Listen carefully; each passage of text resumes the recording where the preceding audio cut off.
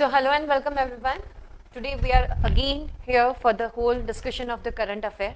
So एक एक करके हम देखेंगे इस हफ्ते का current affair. Now before going further, एक simple सा quote आपसे discuss करना चाहती हूँ.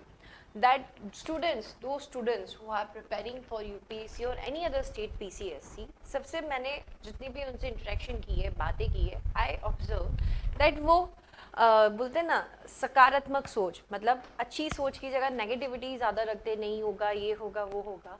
आप जब से अपनी थॉट प्रोसेस के अंदर सकारात्मक सोच रखना शुरू करोगे, अपने आप आपके रिजल्ट में भी यही चीज़ रिफ्लेक्ट होगी. So start thinking positive, be positive toward your self. आपकी स्टडी पैटर्न हो, कुछ भी हो. सी मैंने ये भी ऑब्जर्व किया कि पीपल स्टार्ट यूजिंग कंपेयरिंग कि भैया इसका इतना हो गया है, मुझे तो इतना भी नहीं आता है, मैं क्लास में नहीं जवाब दे पा रही क्योंकि मुझे ये पता ही नहीं है.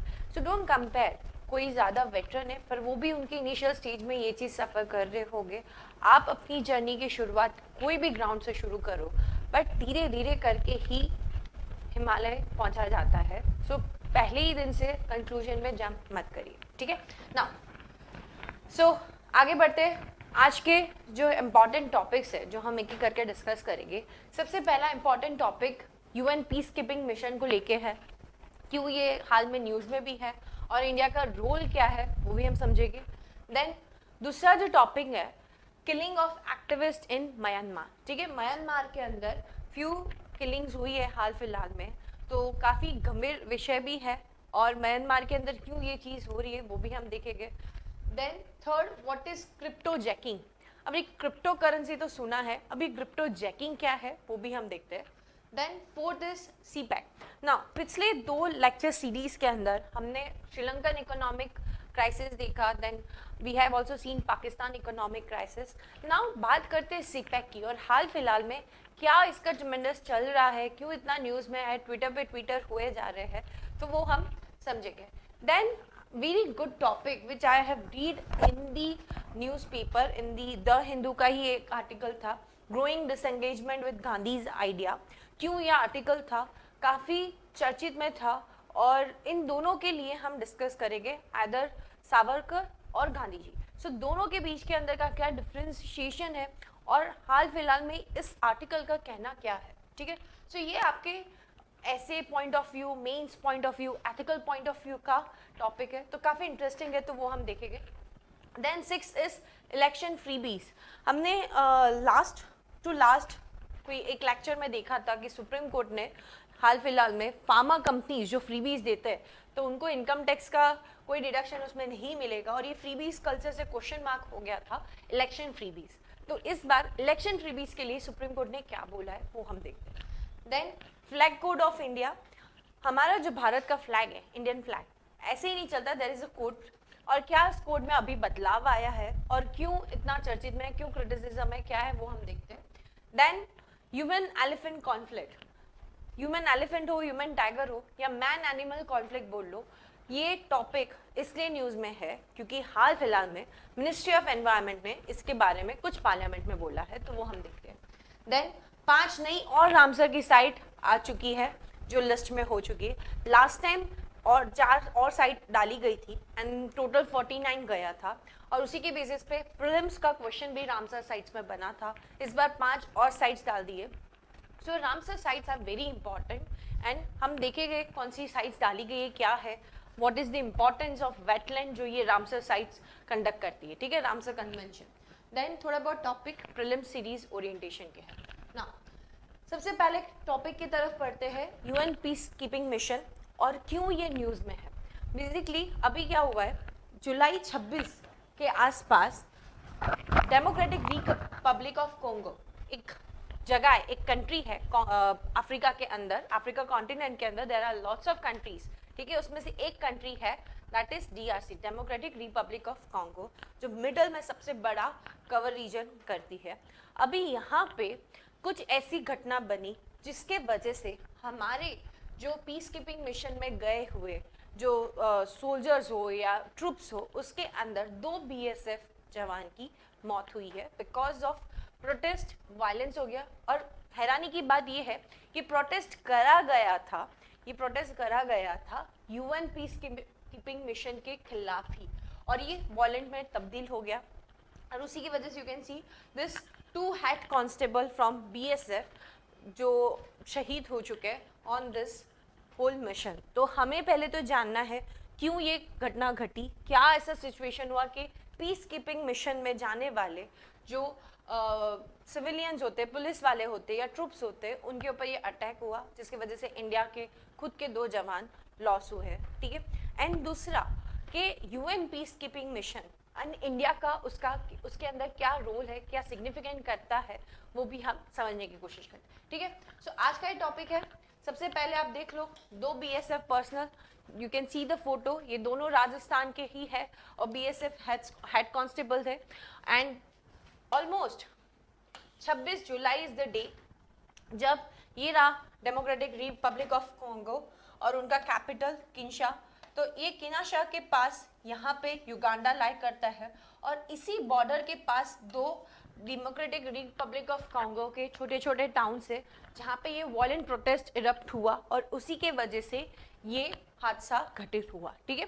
सो अभी तक का अगर हम देखें तो इंडिया सबसे ज्यादा यूएन पीस कीपिंग मिशन के अंदर लोगों को भेजता है, ठीक है, सबसे ज्यादा इंडिया भेजता है, और सभी कंट्रीज के अंदर सबसे ज्यादा डेथ भी यूएन पीस कीपिंग मिशन के अंदर इंडियन लोगों का हुआ गया है। सो यू कैन सी हाल फिलहाल तक अभी तक 175 इंडियन पीस कीपर मर चुके हैं by serving in the UN for UN peace keeping mission, ठीक है। तो बाकी सारे यूएन मेंबर से सबसे ज्यादा इंडिया ने लॉस किया है पीस कीपर्स, ठीक है। ये आपके स्टेटमेंट वाइज में क्वेश्चंस में बन सकते, तो ये याद रखना, इंडिया हैज लॉस्ट सबसे ज्यादा द पीस कीपर जो इस मिशन पे सर्व कर रहे थे, ठीक है। ये टॉपिक है आपके GS2 का। And now this is was put down in the newspaper, ये आर्टिकल पूरा आया था, 2 BSF personal on UN peace keeping duty in Congo kill during वॉलेंट protest. तो हम डिटेल में समझते हैं कि प्रोटेस्ट क्या था, किस चीज़ के लिए था, और यूएन के रोल को। सो पहले तो मैपिंग स्ट्रक्चर देख लेते हैं। ये है डेमोक्रेटिक रिपब्लिक ऑफ कॉन्गो, ठीक है, ये आप देख रहे हो। अभी यहाँ पे ही बॉर्डर में युगांडा है, और यहाँ रवांडा, ब्रुंडई, तंजानिया, ठीक है, South Sudan, Central African Republic, then you can see Republic of Congo over here. And नीचे आप देखो Angola. Angola again it is the country जहाँ पे oil, petroleum products, I mean सबसे ज्यादा हम क्रूड ऑयल बोल सकते हैं, उसके अंदर ये कंट्री है, ठीक है। ओपेक की मेंबर भी है Angola. Then Zambia and Malawi. So ये कंट्रीज है जो बॉर्डर करती है, ठीक है। Democratic Republic of Congo Africa के अंदर एक कंट्री है जिससे बॉर्डर करा जाता है। Republic of Congo, Angola, Zambia, Malawi, Tanzania, Burundi, Rwanda, Uganda, Kenya, South Sudan and Central African Republic, ठीक है। सो सबसे पहले जब भी कोई इंटरनेशनल न्यूज़ पढ़ रहे हो आप, तो पहले तो वो कंट्री न्यूज़ में है वो क्यों है वो समझ लिया। दूसरा उसका आसपास का ज्योग्राफिकल मैपिंग, ये एस्पेक्ट पहले देख लिया करो। नाउ डायमेंशन इस टॉपिक के अगर देखें तो पहले तो हम देखेंगे यूएन पीस कीपिंग फोर्स है क्या, उससे भी पहले हम समझेंगे कि ये हादसा हुआ क्या था, ठीक है। इंडिया का यूएन पीस कीपिंग में क्या कंट्रीब्यूशन है, वुमेन्स का इन ये पीस कीपिंग के अंदर क्या कंट्रीब्यूशन है, मेडिकल केयर क्या है, एंड व्यू क्या है इंडिया का on this UN peace keeping mission. So you can see the 2 tweets done over here, one by our Minister of Foreign Affairs, that is Dr. S. Jaishankar. उन्होंने क्या बोला, deeply grieve at the loss of life of 2 valiant Indian peacekeeper of BSF in the Democratic Republic of Congo। ये part थे एक mission का जिसका नाम है MONUSCO, ठीक है। ये यूएन का एक मिशन है, the mission for stabilising the Democratic Republic of Congo, ठीक है। यूएन का एक मिशन था, उसी के अंदर ये गए हुए थे। The perpetrator of this outrageous attack must be held accountable and brought to justice, ठीक है। सो हमने हमारे मिनिस्टर ने ये ट्वीट किया है, एंड इट सिग्निफाइज के इंडिया अगर अपने लोगों को पीस कीपिंग मिशन में भेज रहा है, so what ever the incident जिसके वजह से ये हादसा हुआ है, दोज पीपल शुड बी कल्प्रिटेड, और उन्हें अपना मतलब उनको अकाउंटेबल रहना पड़ेगा, उन्हें पनिश करना पड़ेगा, तो ही जस्टिस होगी, ठीक है। बीएसएफ का भी आया गया है, the name demises of Shishupal Singh and Sanwala Ram Bishnoi, ठीक है, दोनों ही राजस्थान के थे। उन्होंने भी बोला that they were both head constable and ये इस मिशन के अंदर गए हुए हैं, और उसी के वजह से उन्होंने बोला that BSF stand with their family, ठीक है। सो इसलिए अभी पता तो चला क्या है, क्यों मान रहा है, क्यों न्यूज में। नाउ मूविंग फर्दर, हुआ क्या, बेसिकली यूएन के द्वारा मोनस्को करके एक मिशन है जो कॉन्गो में चल रहा है, जो कॉन्गो की डेमोक्रेटिक रिपब्लिक ऑफ कॉन्गो की सरकार को मदद कर रहा है टू स्टेबलाइज, क्योंकि वहाँ पे कितने टाइम से प्रोटेस्ट वायलेंस बहुत ज़्यादा चल रहा है। सो ट्रूप्स गए, इंडिया भी इसमें पार्टिसिपेट है, पाकिस्तान के भी है, बांग्लादेश के भी है। सी ये तीन ही कंट्री जो सबसे ज़्यादा भेजती है पीस कीपिंग मिशन के अंदर अपने पर्सनल्स को, ठीक है। अब हुआ क्या, दो ट्रूप थे जो तैनात थे, गोमटा एंड बनाई। ये एक जगह है, टाउन है नियर दी डिस्ट्रिक्ट, और जो डिस्ट्रिक्ट बॉर्डर करती है युगांडा को। अभी हुआ क्या, वहाँ पे कॉन्गो के एक रेजिमेंट का यूनिट होगा, ठीक है, प्लेस जहाँ पे ये लोग, ये ट्रूप्स थी। अब ये जो प्रोटेस्ट चल रहा था, ये लोगों के द्वारा पीसफुल प्रोटेस्ट किया गया था against UN peace keeping mission कि भैया आप यहाँ से चले जाओ, आपके वजह से ये हो रहा है, वो हो रहा है, वगैरह वगैरह। अब ये उसके बॉर्डर के ऑलमोस्ट पास में ये जगह है जहाँ पे हो रहा था, और वहाँ पे ये यूनिट तैनात भी थी। अब प्रोटेस्टर इस साइड, यूनिट इस साइड, ऑलमोस्ट सर्कल अप हो गया था। बट व्हाट हैपेंड दैट एक वहाँ की वायलेंट ऑर्गेनाइजेशन है M23, ठीक है, जो बहुत ही वायलेंस कर रही है, एक टेररिस्ट ऑर्गेनाइजेशन की दर्जे में हम रिवॉल्यूशनरी ऑर्गेनाइजेशन भी बोल सकते हैं। इनके मेंबर्स इस प्रोटेस्ट में घुस गए और कहीं ना कहीं उन्होंने वॉल्स छलांग करके यूनिट के अंदर घुस के मारम मारी, देन गन फायर, सब कुछ शुरू हो गया एंड ये प्रोटेस्ट वायलेंट में तब्दील हो गया। उसी टाइम पे एक्चुअली 5 जनों की मौत गई थी, जिसमें से 2 इंडियंस थे, एक वहाँ के ही गवर्नमेंट के ही ऑफिसर्स थे। एंड इसी को देख के इवन व्हाट हैपेंड दैट खुद डेमोक्रेटिक रिपब्लिक ऑफ कॉन्गो का मिलिट्री ट्रूप, पुलिस पर्सनल्स भी सब प्रेजेंस थे टू प्रोटेक्ट, क्योंकि इससे पहले भी एक दिन पहले प्रोटेस्ट हुआ था एंड कहीं ना कहीं हाई अलर्ट पे थी ये यूनिट के माइट भी अटैक हो सकता है। तो इसलिए वो इवन गवर्नमेंट की तरफ से भी ट्रूप्स और वो वहाँ पे प्रेजेंस थे। बट व्हाट हैपेंड, इतने ज़्यादा लोग, 500 से ज़्यादा लोग, और एकदम टर्न आउट वायलेंट पे हो गया, इसलिए हैंडल नहीं कर सके और ये इंसिडेंट घटा, ठीक है, इसलिए ये चीज़ न्यूज़ में है। So MONUSCO is the mission जो डेमोक्रेटिक रिपब्लिक ऑफ कॉन्गो के लिए भेजा गया है to stabilise the government and the whole country over there, ठीक है। और उसी मिशन के अंदर हमने हमारे 2 पीस कीपर को लूज किया है ना। बात करते हैं यूएन पीस कीपिंग फोर्स के बारे में। यूएन एक ऐसी संस्था है, यूनाइटेड नेशन, जो पीस पूरे दुनिया में फैलाने के लिए काम करती है, ठीक है। अब उसके अंदर एक ऑर्गेनाइजेशन है यूएनएससी। यूएनएससी के द्वारा कहीं भी ऐसी कंट्रीज है जहाँ पे टेररिस्ट या फिर सिविलियन वॉर्स या कुछ भी चल रहा हो, इंस्टेबिलिटी हो, वहाँ पे यूएन अपने काफ़ी सारे पीस मिशंस को भेजे जाते हैं टू वापस से regain the stabilisation in the whole area in a peaceful manner. और ये जो पीस कीपर्स होते हैं ना, ये ब्लू हेलमेट पहनते हैं, तो ये ब्लू हेलमेट भी बोला जाता है, ठीक है। तो ये हेलमेट से पता चल जाएगा इवन जो लोग लड़ रहे हैं कि ये तो पीस कीपर है यूएन के, इनके ऊपर अटैक नहीं करना, ठीक है। नाउ व्हाट हैपन, ये यूएनएससी जनरल असेंबली के द्वारा भेजे जाते हैं। अभी तक के टोटल 71 फील्ड मिशन हुए गए हैं सिंस 1948, ठीक है। यूएन के चार्टर के अंदर क्लियरली बोला गया है हर एक मेंबर स्टेट को लीगली ऑब्लिगेटेड है, मतलब लीगली ऑब्लिगेटेड, आपके पास कंपल्शन है, कोई ऑप्शन नहीं दिया है that you have to send peacekeeping from your share. कितना देना है वो नहीं, पर आपको भेजना तो पड़ेगा, ठीक है। ये यूएन के चार्टर में दिया है। Now there are 2 department, department of peace operation and department of operational support, ठीक है।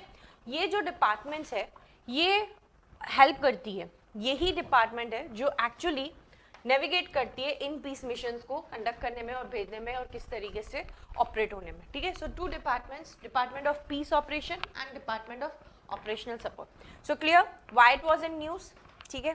यूएन का पीस कीपिंग क्या था, जिसमें we loss in Democratic Republic of Congo because of one mission MONUSCO, जिसके अंदर गए थे टू स्टेबलाइज उसके लिए, बट वॉलेंट इरप्ट हो गया and for that reason we loss. Now UN peace keeping force, it is legally obligated to every member of UN to send the peacekeeper, that is given in the UN charter itself. ठीक है. दूसरा, दो department है जो इस चीज को देखते हैं. One is the department of peace operation and second is department of operational support. अभी तक कुछ 71 फील्ड मिशन हुए गए. ठीक है. नाउ मूविंग फर्दर, आप ये देखो, इंडिया ने, हमने बोला सबसे ज्यादा पीस पर्सनल्स के लिए लोगों को भेजा गया है. ठीक है. ऑलमोस्ट अभी भी इंडिया के कुछ 5500 पीस कीपर आर एक्टिव है. 71 फील्ड मिशन के अंदर से इंडिया के कुछ 49 फील्ड मिशन इंडिया में के लोगों के द्वारा, मतलब इंडिया ने पार्टिसिपेट किया है.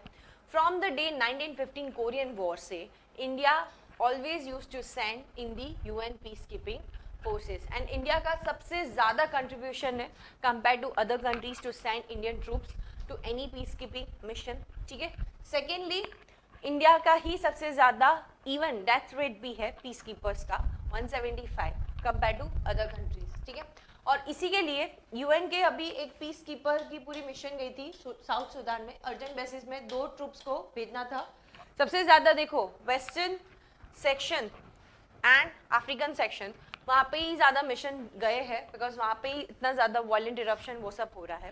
नाउ व्हाट हैपन, ये साउथ सुडान के अंदर जो मिशन गया था and India perform very well, try to managize, India नहीं, इंडियन पीस कीपर एग्जैक्टली अगर हम बोले तो, उसी के लिए यूएन के द्वारा भी एक मेडल दिया गया है for outstanding service in South Sudan to 135 Indian piece keeper, कि उन्होंने इतना अच्छा बेहतरीन काम किया है टू मेंटेन द पीस. और यही मेडल दिया जाता है यूएन के द्वारा. देखो, अगर आप कहीं जाके अपने देश से दूर किसी ऐसे देश के लिए सेव कर रहे हो पीस के नाम पे, ठीक है, पीस मेंटेन रहे, एक अच्छे से वर्ल्ड प्रॉपर मैनर में चल सके, उसका कंडक्ट लेके आप कर रहे हो. तो to motivate you guys, even UN के द्वारा इस चीज को, इस मेहनत को भी अवार्ड दिया जाता है. ठीक है. Now you will see MONUSCO, देखो, UN organisation stabilising mission in the Democratic Republic of Congo. ठीक है. ये मोनास्को उनके यूएन की ही वेबसाइट पे दिया गया है, कहाँ ऑपरेट करती है, क्या है पीस कीपिंग मिशन का वो. नाउ बात करते हैं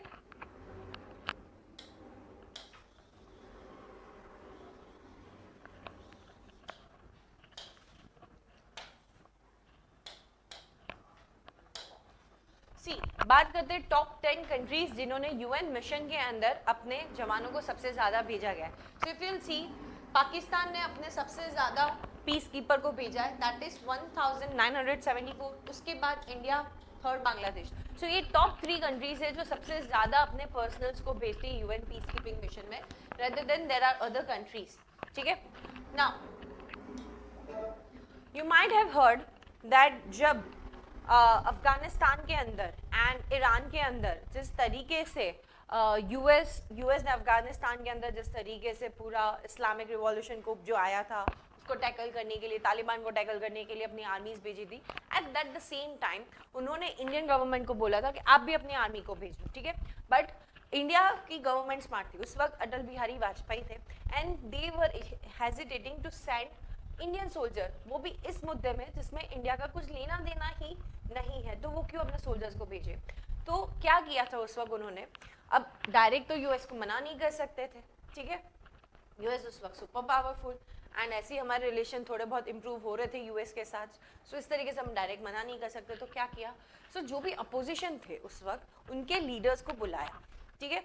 और घर पे बुलाए, चाय पे चर्चा करने के आओ बैठो. उन्होंने बोला कि ऐसा ऐसा है, तो वो अपोजिशन पढ़ के कि आप क्या बोल रहे हो, आप हमारे लोगों को ऐसे मिशन में जाने के लिए. तो what Atal ji said at that time कि आप इधर मत चिल्लाइए, आप रोड पे चिल्लाइए, पार्लियामेंट पे चिल्लाइए, इधर मत चिल्लाइए. इनडायरेक्टली वो भी समझ गए opposition that even government also don't want to send our soldiers for that, mission, because ये एक प्राइवेट यूएन का मिशन नहीं था, यूएन पीस कीपिंग का मिशन नहीं था, और हर जगह प्रोटेस्ट हुआ, पार्लियामेंट में भी हुआ. So then government can clearly say कि भैया how we can do when our country is not ready to send. ठीक है, और उन्होंने बहुत क्लियरली बोला अगर ये यूएन पीस कीपिंग मिशन होता तो मैं इंडिया की माओ को बोल सकता कि वो यूएन के लिए विश्व भर शांति के लिए काम करने गए, पर ये एक कंट्री जिनका खुद का आपसी मामला है उसमें अगर मैं भेजूंगा और हमारे अगर जवान की मौत हुई तो मैं क्या उनकी माओ को जवाब दूंगा कि किस लिए भेजा गया. ठीक है, so how diplomatically things can be handle. So हम सबसे ज़्यादा यूएन के अंदर, यूएन पीस कीपिंग के अंदर हमेशा भेजते हैं and we actively participate over there rather than हम कोई पर्सनल इश्यूज जो कंट्रीज़ के अंदर, वेस्ट एशिया, यहाँ पे आपको देखा होगा यूएस, रशिया हमेशा अपने अपने ट्रूप्स को भेज देता है एंड पूरा एक टर्मोइल हो जाता है. India never send their troops. ठीक है ना. तो बात करते हैं यूएन पीस कीपिंग की. सो अभी तक कुछ 81,820 पर्सनल है जो हाल फिलहाल में 13 पीस ऑपरेशन में काम कर रहे हैं. ठीक है, 4 कॉन्टिनेंट में बटा हुआ है. ये पीस कीपिंग मिशंस के लोग बढ़ रहे हैं कंपेयर टू अर्लियर ईयर्स. ठीक है ना, इसमें भी अगर हम बोले तो करंटली इतने ट्रूप्स एंड मिलिट्री है, ये 81,820 में से 72,930 ट्रूप्स एंड मिलिट्री ऑब्जर्वर है और बाकी के 8,890 पुलिस पर्सनल्स है. ठीक है, जो 119 कंट्रीज के द्वारा कंट्रीब्यूटेड किए गए हैं as a peacekeeper. Now India की बात करें तो इंडिया ने सबसे ज्यादा पर्सनल्स को भेजा है देन एनी अदर कंट्री अगर उनकी हिस्ट्री देखे तो. ठीक है, अभी तक इंडिया ने कुछ 2,53,000 इंडियंस को भेजा गया है इन 49 ऑपरेशंस जो अभी तक कंडक्ट हुए गए सिंस 1948. हाल फिलहाल का स्टेटस देखें तो 5,500 ट्रूप्स अभी इंडिया के तरफ से डिप्लॉय है अलग अलग यूएन पीस कीपिंग ऑपरेशन के अंदर. इवन ये जो डेमोक्रेटिक रिपब्लिक ऑफ कॉन्गो है उसके अंदर सबसे ज़्यादा पीस पर्सनल को भेजा गया है 16,000. सो यू कैन सी कि वहाँ पे ऑलरेडी बहुत ज़्यादा टर्मोइल चल रहा है. नाउ बात करते हैं India is the 5th largest troop contributor, मतलब ट्रूप के मामले में इंडिया 5th लार्जेस्ट है. ठीक है, एंड अभी तक जो 13 मिशन है उसमें से 8 मिशन में कुछ 5,323 पर्सनल डिप्लॉय किए गए हैं. इंडिया ने सबसे पहले पार्टिसिपेट किया था कोरियन वॉर्स को ख़त्म पीसफुली करने के लिए. Indian piece keeper were went and properly peace war ख़त्म हुआ, एक आर्मिस्टिक साइन भी किया गया था. उसके बाद जो न्यूट्रल नेशंस होते हैं जो इन सबको, इस सारे मामलों को देखते हैं, उसमें इंडिया ने चेयर किया है. 5 मेंबर्स थे उसमें इंडिया ने चेयर किया है कि सही से वॉर के बाद रिपाट्रिएशन हो, लोग प्रिजनर्स किस तरीके से हो, वो सब कुछ. सो इंडिया ने बहुत अच्छे से उसको ऑब्जर्व किया है, चेयर भी किया है. इवन इंडिया ने और भी सुपरवाइज किया है जो है वियतनाम, कंबोडिया एंड लाओस. वहाँ पे भी जेनेवा अकॉर्ड के अकॉर्डिंग सही से पीस मेंटेन रहे और जो साइन किए ट्रीटी उसको ऑब्जर्व किया गया. ठीक है, इंडिया ने अपने forces majorly Middle East, Cyprus, बाकी बहुत सारी कंट्रीज में भेजे गए हैं. अब बात करते हैं, see India was the first country to send the women troop from 2007. वो भी कहाँ पे, यू विल सी लिबेरिया में कुछ 24 घंटे की पूरे दिन की ड्यूटी थी जहाँ पे वुमेन्स पर्सनल्स को भेजा गया था एंड उन्होंने लिबेरियन पुलिस की कैपेसिटी बढ़ाई एंड सबसे ज़्यादा कंट्रीब्यूशन वुमेन पर्सनल को भेजने में भी इंडिया का रोल है. ठीक है, पहली कंट्री थी जिन्होंने वुमेन्स को पीस कीपिंग के लिए भेजा गया था. Now see even women play a double role by medical care. ठीक है, support system and they can easily understand the emotional crisis of the people facing over there. एक बोल सकते हैं ना, एक स्किल है कि आप किसी को इमोशनली टच करो और एक होता है कि भैया आप सिंपली बोल दो. सो इसलिए उसका भी फायदा इंडिया के द्वारा उठाया गया था. Then medical care, even India की हाल फिलहाल में डेमोक्रेटिक रिपब्लिक ऑफ कॉन्गो में एक हॉस्पिटल भी चलाई जा रही है for those who are suffering from such violent activities और वॉर. ठीक है, और इवन वेटरन्स भी इंडिया की तरफ से गए कि वहाँ पे जो कैटल्स है जो इस वॉर टाउन के अंदर फंस चुके हैं उनको देखना and even the medical team जो वहाँ पे सर्व कर रही है. ठीक है, क्योंकि हेल्थ केयर फैसिलिटी वर्स्ट है इन सिचुएशंस के अंदर. सो इंडिया का ना ही रोल सिर्फ यूएन की पीस कीपिंग को मेंटेन करने का है, but you will also find के मेडिकल केयर के अंदर भी इंडिया ने अपना टच छोड़ा है।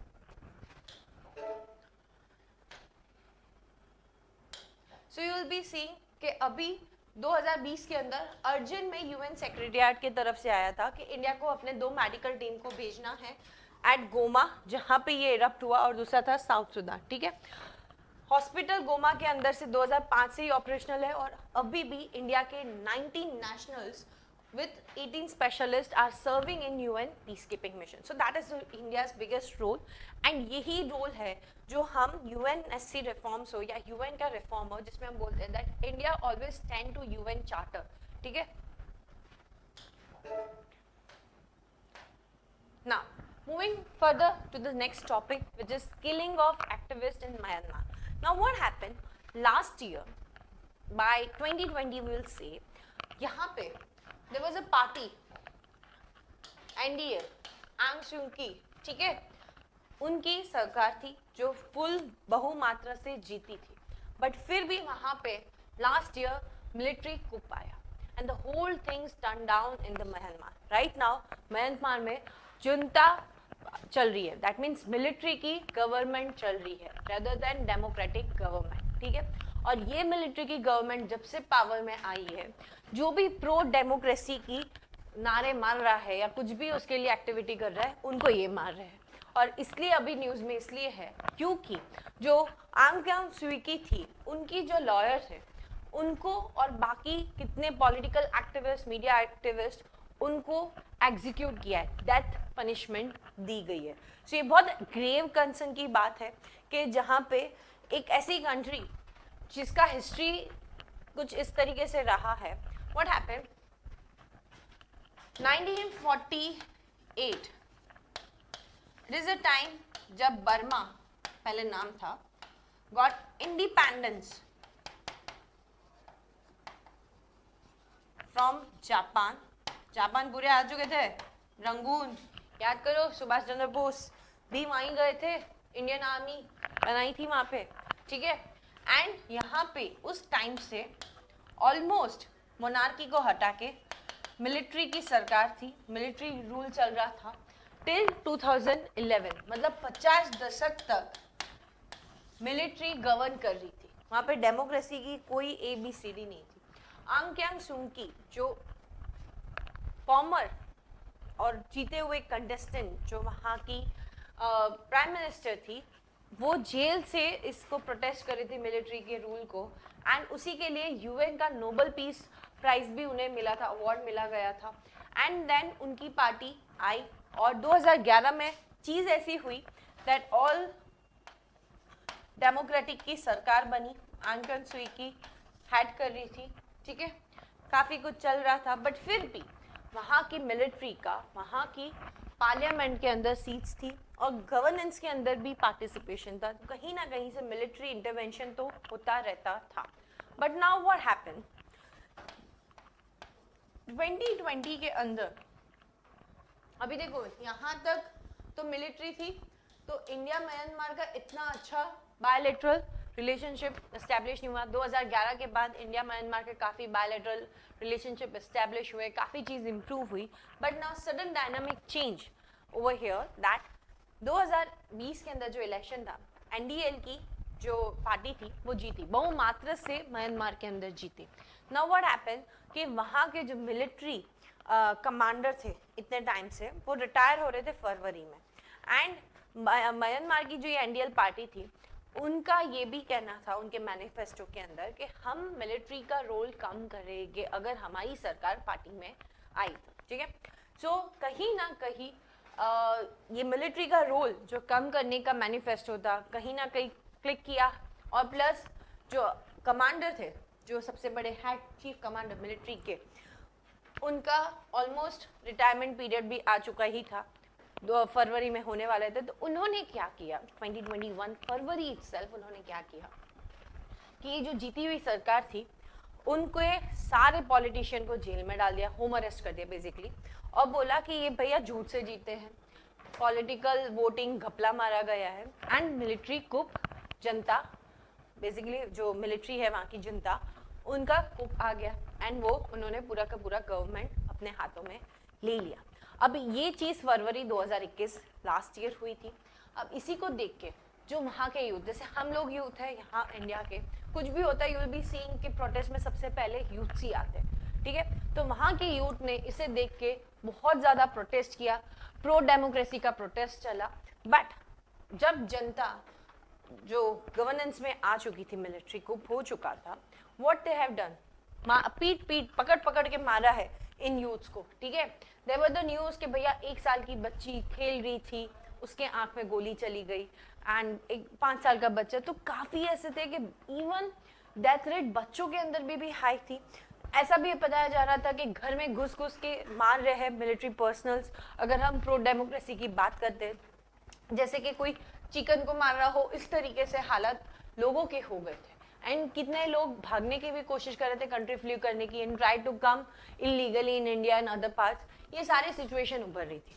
थोड़े टाइम पहले even there was a killing of nearly 150 people near the protest. Basically क्या हुआ कि ये मिलिट्री की परेड होने वाली थी। जब से बर्मा एस्टेब्लिश हुआ है तो मिलिट्री परेड जो नायपिंचू वहाँ का जो कैपिटल है वहाँ पे होने वाला था, तो वहाँ पे तो कुछ नहीं हुआ, पर उसके आसपास के जितने भी स्टेट्स थे वहाँ पे मिलिट्री पर्सनल्स ने अटैक किया है सिविलियंस के ऊपर, और काफ़ी ज़्यादा लोगों की डेथ हुई है। इवन जो मिलिट्री के पर्सनल्स थे उन्होंने लगा कि ये जो चीफ जिस तरीके से एग्जीक्यूट कर रहे चीज़ों को, this is not good, and कितनों ने छोड़ के वो प्रो डेमोक्रेसी एक्टिविटीज़ को भी ज्वाइन कर लिया है।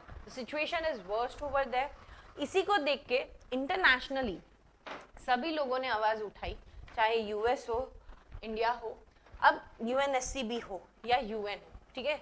यूएन के जो बोलने वाले हैं एंटनी, ठीक है, उन्होंने बोला I am very deeply shock what is happening. US ने भी बोला कि ये जो हो रहा है ये अगेंस्ट द डेमोक्रेसी, ये गलत है, एंड हमने पहले भी सैंक्शंस जब मिलिट्री का रूल था तब लगाए थे, बट वो जो सैंक्शंस लगाए थे ना वो मिलिट्री से ज़्यादा अफेक्ट तो वहाँ की लोगों पे हो रहे थे। इट वॉज अ टाइम के वहाँ पे 50 से 60,000 people have actually lose the job, क्योंकि टेक्सटाइल इंडस्ट्रीज को बैन कर दिया था कि इनके प्रोडक्ट्स नहीं आएंगे। सो कहीं ना कहीं गवर्नमेंट जो मिलिट्री है जिनका रूल चला है उन्हें अफेक्ट नहीं हुआ, पर लोगों पे हुआ। पर इस बार के अंदर सैंक्शंस यूएस यूरोप के द्वारा इस तरीके से लगाया है कि म्यांमार की 2 कंपनी है, Myanmar holding limited and Myanmar की एक और कंपनी है, ये दोनों कंपनी के ऊपर इन्होंने बैन रख दिया गया है, क्योंकि ये गवर्नमेंट होल्डिंग है जो मिलिट्री के अंदर है, ठीक है। सो लोगों को इतना इम्पैक्ट नहीं होगा जितना इन लोगों को होगा, तो इस तरीके का इस बार का सैंक्शन है। India also raise the concern कि भैया ये जो हो रहा है गलत हो रहा है, बातचीत करके पॉलिटिकल एक्टिविस्ट को छोड़ो, ये सब है। But still India do participate with the Myanmar military, क्योंकि देखो व्हाट हैपेंड नॉर्थ ईस्ट जो काफ़ी फ्रजाइल है, तो अभी जो भी है तकदे पे हमें उनके साथ कोऑपरेट करके हमारे इंटरेस्ट के लिए भी काम करना पड़ेगा। हाँ, we are also raising the concern, पर हम इतने सैंक्शंस म्यांमार के ऊपर हमने नहीं लगाए, हम खिलाफ है म्यांमार के ऊपर सैंक्शन लगाने में। लास्ट टाइम जब क्वाड की मीटिंग हुई थी तब सैंक्शंस लगे थे, तब India didn't stand for that sanction, ठीक है ना। बात करते अभी न्यूज़ में इसलिए है क्योंकि मैंने आपको बोला pro democracy activist, one of the lawyer, ठीक है, जो फॉर्मर पीएम है उन्हीं के लॉयर थे, उन्हें और एक मीडिया पर्सनल थे, उन लोगों का एग्जीक्यूशन कराया गया है।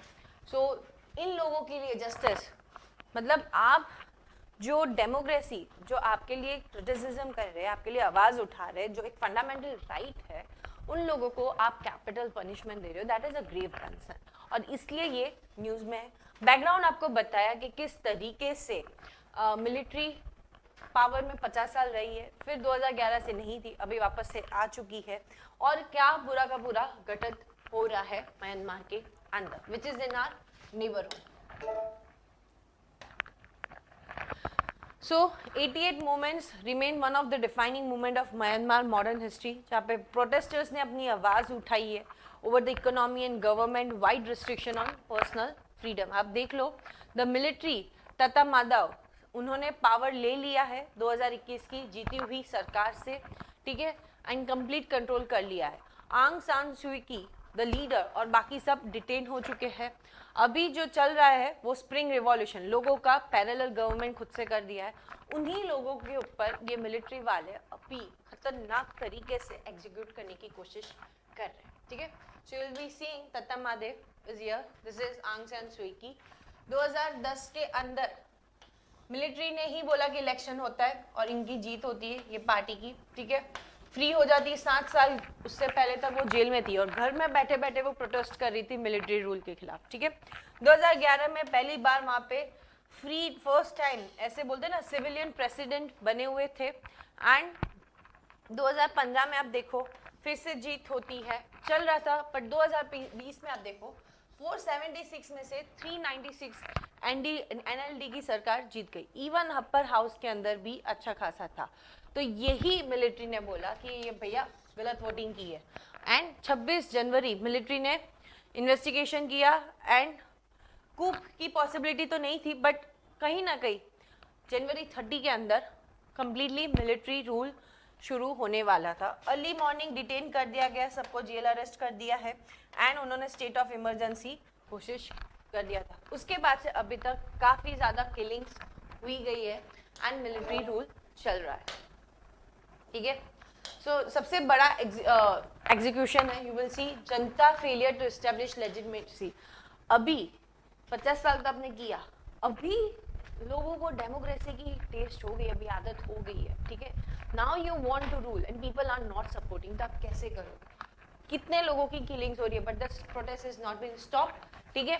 इसके वजह से कितने मिलिट्री लीडर्स का भी मोरल कहीं ना कहीं क्वेश्चन पे आ चुका है कि they are not listening Tatmadaw and छोड़ के they are going for pro democracy movements. कितने ज्वाइन भी हो गए, लोग भी रजिस्ट कर रहे हैं, काफ़ी ज़्यादा economy is in the bizarre condition. You will C 18% last year contract हुआ था एंड उससे पहले 13%। तो कहीं ना कहीं वर्ल्ड बैंक भी बोल रहा है कि म्यांमार की इकोनॉमी की हालत ख़राब है, लोगों की हालत ख़राब है।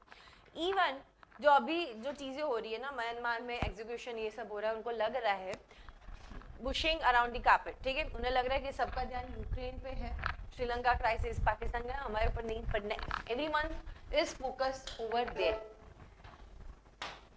ठीक है। इंटरनेशनल रीडर, ऑस्ट्रेलिया ने अपना डिफेंस डील कैंसिल कर दी है म्यांमार के वंस द कूप के, ठीक है। यूएस ने सैंक्शंस लगाए हैं, यूके ने सैंक्शंस लगाए, मैंने वो जो 2 कंपनीज का बताया था उन्हें बैन कर दिया है। Even the country from the ASEAN is Cambodia is also raising the voice, ठीक है।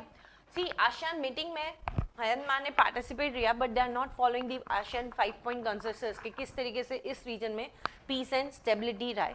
Shocking is that major government is against, major international leader is against the Myanmar military, but Russia and China, देखो यही 2 के खिलाफ पूरा world भी है। तो ये 2 क्या किए, चलो एक काम करो, यहाँ पे मिलिट्री की सरकार है, ऐसे भी सब इनके खिलाफ है, दुश्मन का दुश्मन दोस्त, ठीक है। So they are supporting military rule in Myanmar, China and Russia. So, इस तरीके से पूरा का पूरा how geopolitical situation is playing and how India is actively reacting on such incident. इतना इंडिया strongly अपोज नहीं कर रहा, हाँ मेजरली यूएन प्लेटफॉर्म से बोलता है, पर एज सच कोई पर्सनल सैंक्शंस ऐसा कुछ भी इंडिया ने नहीं लगाया। They are doing trade with Myanmar, they are doing many projects with Myanmar with the current establishment over there, ठीक है।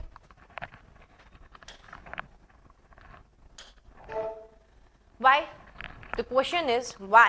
Because if India also do this, तो हमारे कितने सारे प्रोजेक्ट्स जो म्यांमार के थ्रू बन रहे हैं, ठीक है। कालादान प्रोजेक्ट है, हाईवे है, जो लुक ईस्ट पॉलिसीज है, म्यांमार इज द गेटवे। अगर हम नहीं रखेंगे तो हमारा इतना टाइम तक का जो काम था वो सब पानी में चला जाएगा। And China influence playing in the Myanmar, जो हमारे लिए अच्छा नहीं है कि चाइना हमारे आसपास नेबरहुड के अंदर भी आ जाए, हमारे बॉर्डर के पास इतने करीब आ जाए, ठीक है।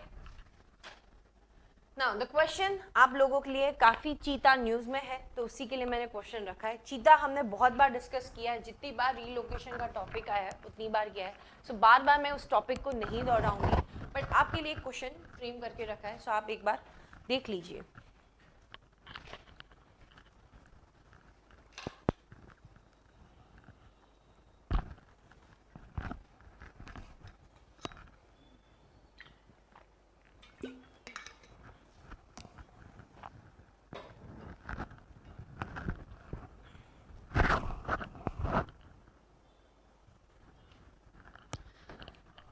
क्वेश्चन क्या है, consider the following statement, Asiatic cheetah were declare extinct in India, ठीक है, and is critically endangered species surviving only in Iraq.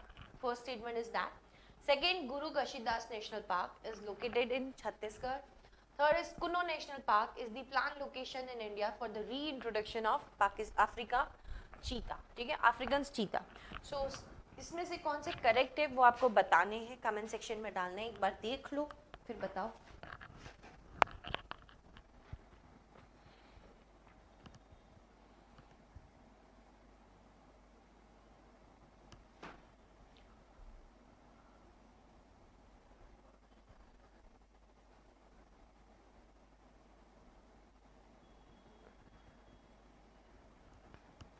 So consider the following statement है, उसी के अंदर आपको आंसर बताना है.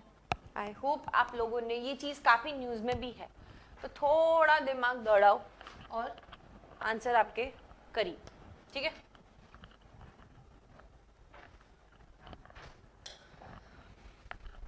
आई होप आप लोगों ने आंसर्स डाला होगा, फिर से देख लो और डालो.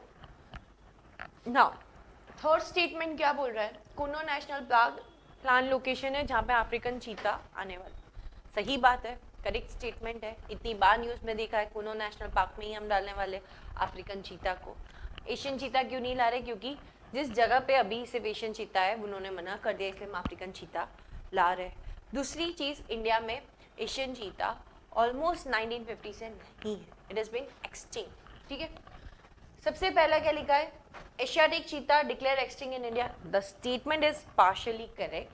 दूसरा पार्शियल हमारा बाकी है पढ़ना, तो हम वो देख लेते हैं. And is critically endangered species surviving only in Iraq, ठीक है. इराक नहीं है भाई साहब, ईरान है, ठीक है. यही वर्ड पढ़ते पढ़ते फटाफट में भूल जाते हैं. So it is Iran, not the Iraq. So आधा स्टेटमेंट सही है, क्रिटिकली एंडेंजर्ड है, बट ये गलत है, ठीक है. It is Iran. So first wrong, बचता ही है. ये चाहे पता भी ना हो तो भी स्मार्टली तुम्हें आंसर मिल जाएगा.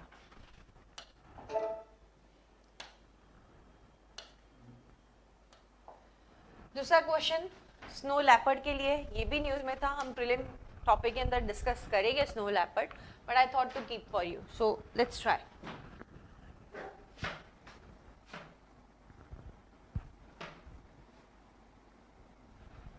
सो स्नो लेपर्ड के ऊपर स्टेटमेंट है, आपको देखना है क्या है वो स्टेटमेंट, कौन सा करेक्ट है वो आंसर डालना है. एक बार रीड कर लीजिए.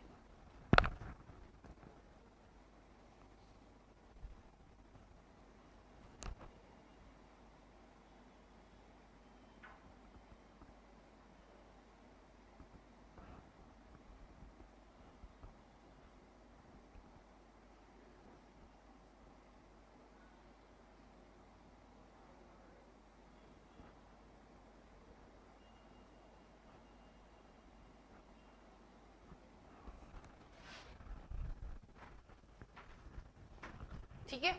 Spiti valley for Himachal Pradesh provide a good habitat for snow leopard and its prey species, the first statement. Second, Siberian ibex and blue sheep एक important prey species है for snow leopard. Third, they are classified as a critically endangered by IUCN Red List and listed in Schedule 1 of WPA Wildlife Protection Act 1972. Now, ये अगर newspaper अच्छे से पढ़ा होता तो ये टॉपिक आपका न्यूज़पेपर में ही आया गया है. स्नो लेपर्ड स्पीति वैली में मिलते हैं, बहुत अच्छा हैबिटेट है, करेक्ट स्टेटमेंट, ठीक है, इसलिए स्नो लेपर्ड भी नाम है उनका, ठीक है. दूसरा, Siberian ibex and blue sheep are the important prey species for snow leopard. Yes, that is also correct. ये वहीं मिलते हैं, ठीक है. They are classified as critically endangered by IUCN and list Schedule 1 in the Wildlife Protection Act. अभी आपका यहाँ पूरा सवाल रुक जाएगा, ठीक है, कि क्या ये critically endangered है या नहीं. So आंसर आपका ये है that whether they are critically endangered or not. That is नहीं. They are not critically endangered, they are vulnerable, ठीक है, vulnerable है.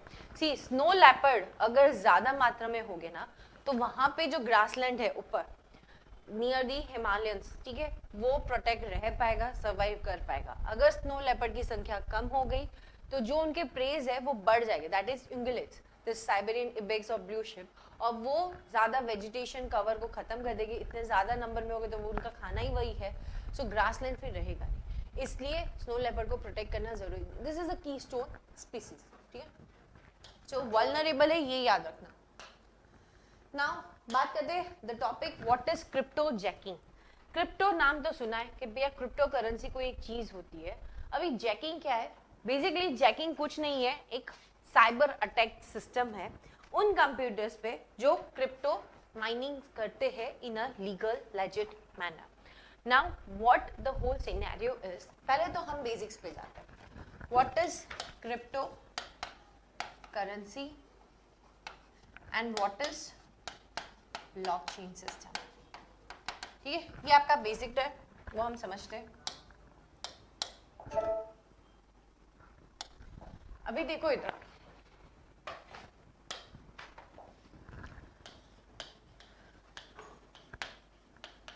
क्रिप्टो करेंसी सबसे पहला था बिटकॉइन, एथेरियम, ये सब आप सुनते हो ना, सबसे पहला बिटकॉइन जिसकी वैल्यू सातोशी थी, ये सातोशी नाकामोटो 2009 में एक बेसिकली अल्गोरिदम सॉल्व कर करके ये बिटकॉइंस बनाए थे जिसको हम क्रिप्टो करेंसीज बोलते हैं, ठीक है। तो ये बिटकॉइन बनाने में बहुत हार्ड लेवल के कंप्यूटर्स के अंदर अल्गोरिदम होते हैं, अगर आप इसे सॉल्व करो तो आपको ये कॉइन्स मिलते हैं, ठीक है।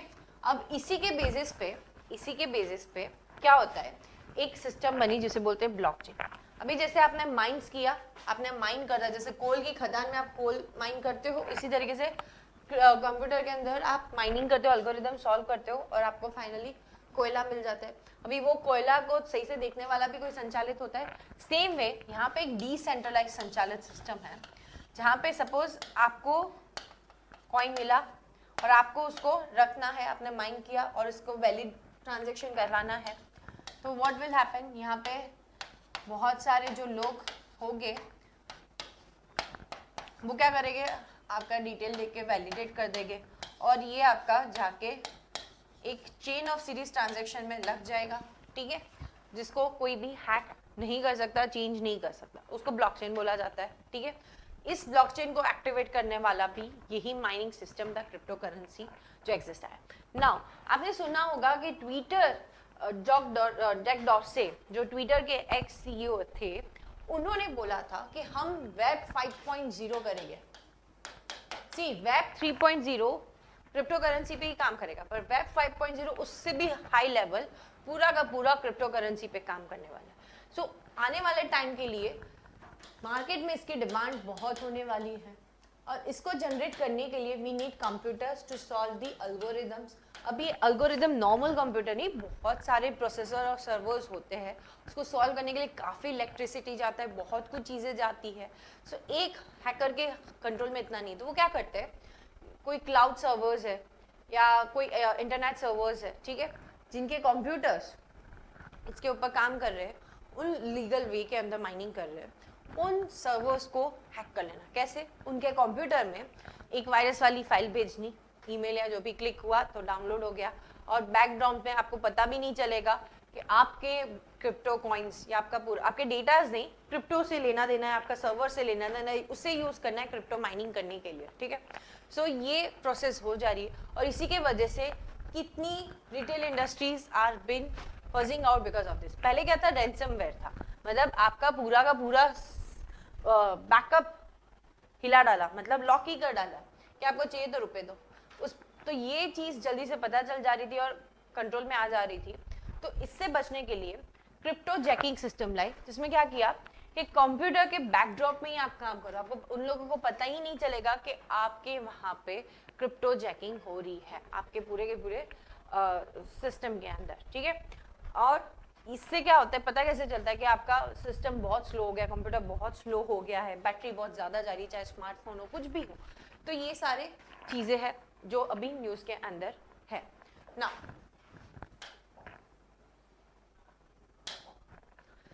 सो बात करते हैं क्यों न्यूज़ में अभी फिर से ये आया है। कंप्यूटर सिस्टम के ऊपर अटैक करना 66.7 million in the first half of 2022 compare to last year, ऐसी एक स्टडी हुई है, रिपोर्ट के द्वारा पता चला है। क्रिप्टो जैकिंग मेथड्स, फाइल से भेजना या ब्राउजर पे कोई ऐसी लिंक होगी, आपने क्लिक कर दिया और आपके अंदर आ गया, या तो क्लाउड बेस, तो ये पूरे तरीके से मेथड से आपका पूरा सर्वर सिस्टम सब कुछ हैक करने की कोशिश कर रहे हैं और उसे यूज करेंगे क्रिप्टो माइनिंग के लिए, ठीक है। तो वही चीज मैंने आपको समझा दी है।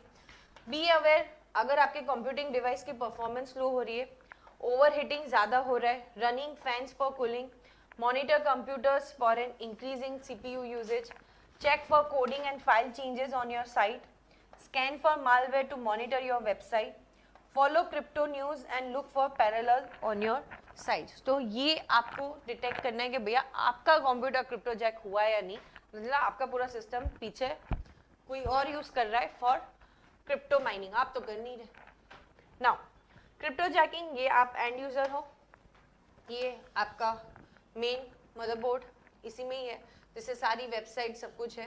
ये थ्रेट पर्सन है जो इसको ही हैक करता है और पीछे बैकग्राउंड में क्रिप्टो करेंसी माइन कर रहा होता है, ठीक है। सो ये नया मेथड है कि खुद का, अभी आप क्रिप्टो माइनिंग करोगे तो आपको एक तो बिजली का बिल बहुत गंदा वाला आएगा, बहुत ज़्यादा सिस्टम सर्वर सब कुछ चाहिए, उसका पैसा भी बढ़ जाएगा। तो एक काम करो, लोगों का सर्वर और वो सब ले लो, उधर पीछे हम काम करते हैं, हमारा बिजली का आधा पैसा तो बच जाएगा। तो यही मेथड यूज किया जा रहा है क्रिप्टो जैकिंग के लिए, क्योंकि रैंसमवेयर पकड़ा गया है तो वो नहीं कर सकते, ठीक है। और इसलिए अभी इसके इंसिडेंट्स पोटेंशियली बढ़ रहे हैं, क्योंकि लोअर रिस्क है और ज़्यादा पैसा भी इसमें देना नहीं पड़ रहा है, ठीक है। क्यों कंसर्न है? Because you will be seeing कि रिटेल इंडस्ट्रीज को बहुत टारगेट कर रहा है, फाइनेंशियल इंडस्ट्रीज को भी बहुत ज़्यादा टारगेट कर रहा है, so that is not good. और इसी के लिए ये बार बार न्यूज़ में था जो मैंने आपको बता दिया, क्रिप्टो जैकिंग। नाउ सीपैक, अगला टॉपिक है चाइना पाकिस्तान इकोनॉमिक कॉरिडोर। अभी हुआ क्या है, वो चाहते हैं कि कोई भी थर्ड कंट्री हमारे मल्टी बिलियन डॉलर का जो एक सीपैक बना है उसमें आके पार्टिसिपेट कर सकती है। एंड आश्चर्य की बात ये है that Taliban has shown the interest to be participating in the CPEC, ठीक है। अफगानिस्तान बाजू में ही है, सीपैक में पार्टिसिपेट करना चाहते हैं। Now the thing is, CPEC pass होता है पीओके से, पाक ऑक्यूपाई कश्मीर, जो इंडिया खुद का क्लेम करता है, पर पाकिस्तान ने इलीगल वे में उसको अभी भी कब्जा करके रखा है। और वहीं से सीपैक पास होता है। ना चाइना ने इंडिया की सोवरेनिटी को सोचा और वहां से बना दिया, इसलिए India is not supporting the CPEC. Plus जिस ओपेक वे में ये सीपैक बना है, या चाइना की जो इनिशिएटिव है one belt one road initiative, उसे भी इंडिया सपोर्ट नहीं कर रहा। उसका लाइव एग्जांपल है Sri Lanka crisis and Pakistan crisis. ना न्यूज इसलिए तालिबान के वजह से, तो हमें समझना है सीपैक है क्या, किस तरीके से है। तो आप ये देखो, काशगार, ठीक है, ये चाइना का है, और ये है ग्वादर पोर्ट जो चाइना ने बनाया, इसी को ही कनेक्ट करता है सीपैक, ठीक है। वहां पे बहुत सारे power projects, road projects, highway projects, infrastructure projects, port project, सब कुछ चल रहा है, ठीक है। 46 बिलियन डॉलर ऊपर जितना सीपैक पे खर्चा गया है। एंड इंडिया ने बोला कि अगर कोई थर्ड पार्टी से ज्वाइन करिए that is illegal, we are not accepting CPEC, हमारे सोवरेन के ऊपर क्वेश्चन है, और कोई तीसरा इसमें इंटरेस्ट हो रहा है तो ये तो एक्सेप्टेबल नहीं है, ठीक है। GS2 का टॉपिक है। डायमेंशन सीपैक क्या है वो हम समझेंगे, बेल्ट एंड रोड इनिशिएटिव क्या है वो भी देखेंगे, इंडिया का व्यू क्या है, इंडिया का पर्सपेक्टिव इसके ऊपर क्या है, बेल्ट एंड रोड इनिशिएटिव, और इंडिया ने किया क्या। देखो अभी जब ये न्यूज आई, ऑलरेडी 2023 में G20 की मीटिंग होने वाली है इंडिया के अंदर, एंड ऐसा बोला जा रहा है कि India is going to host in POK।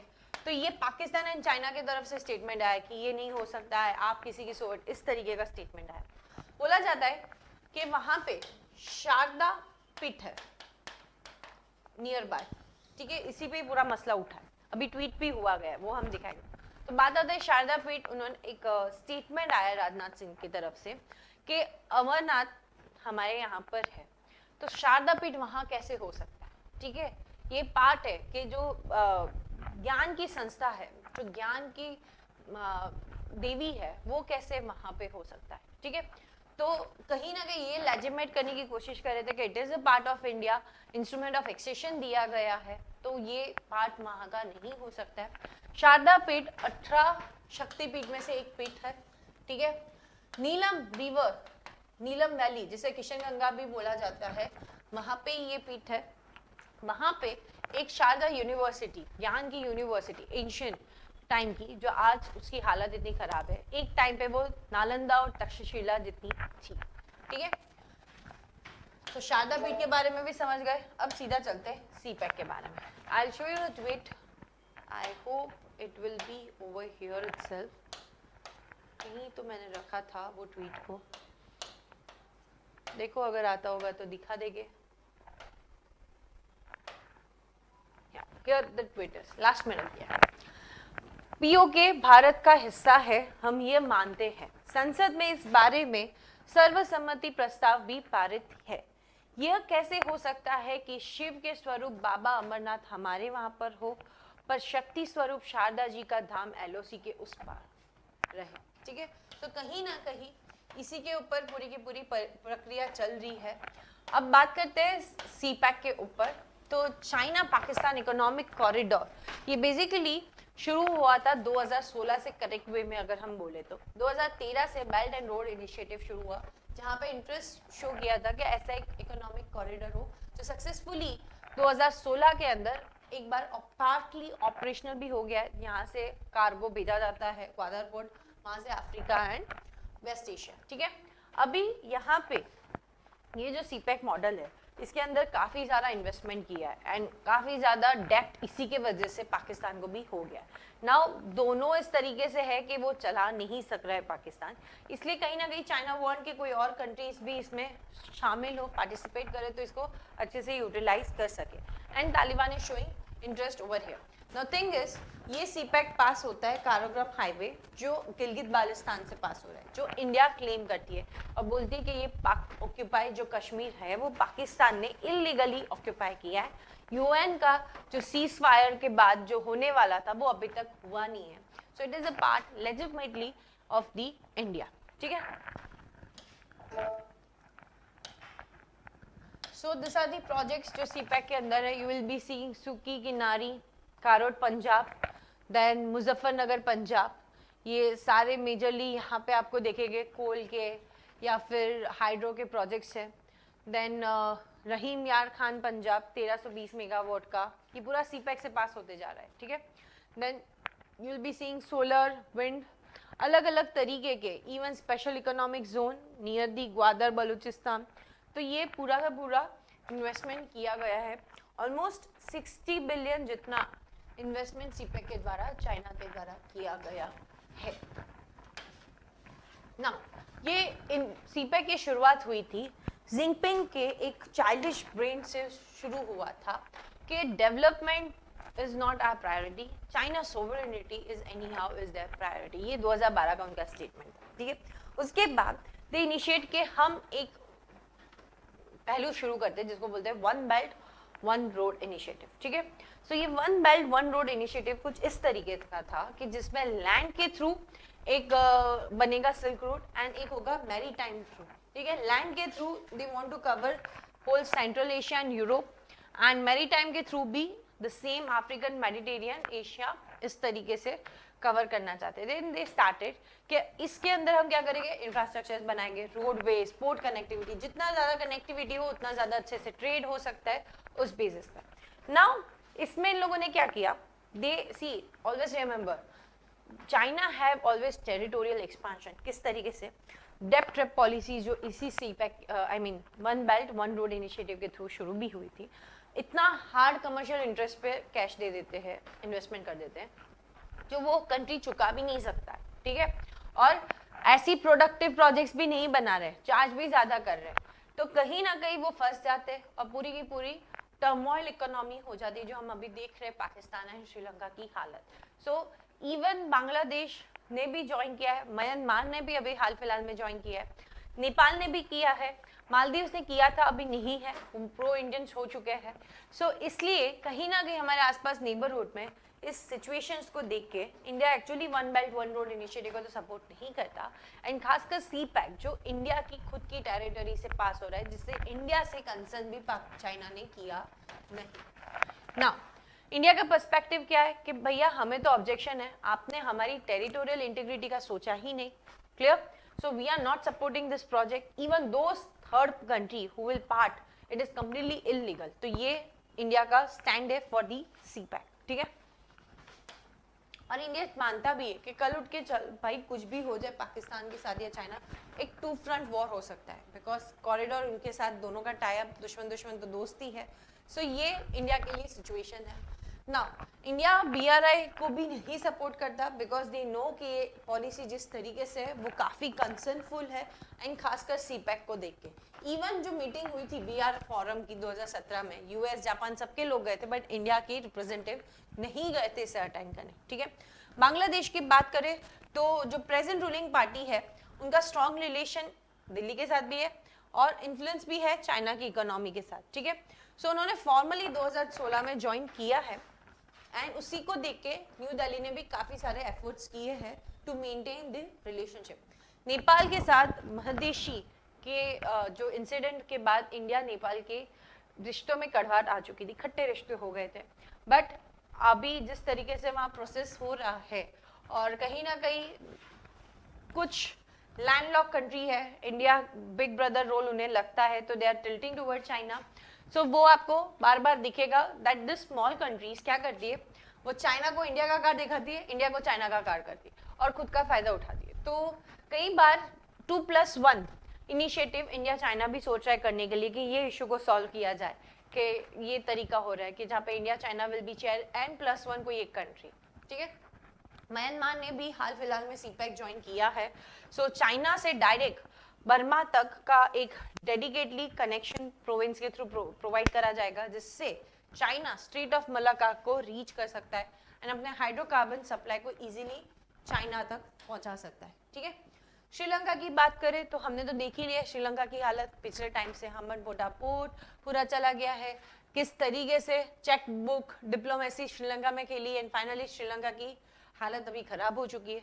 Major concern China रहा ही है।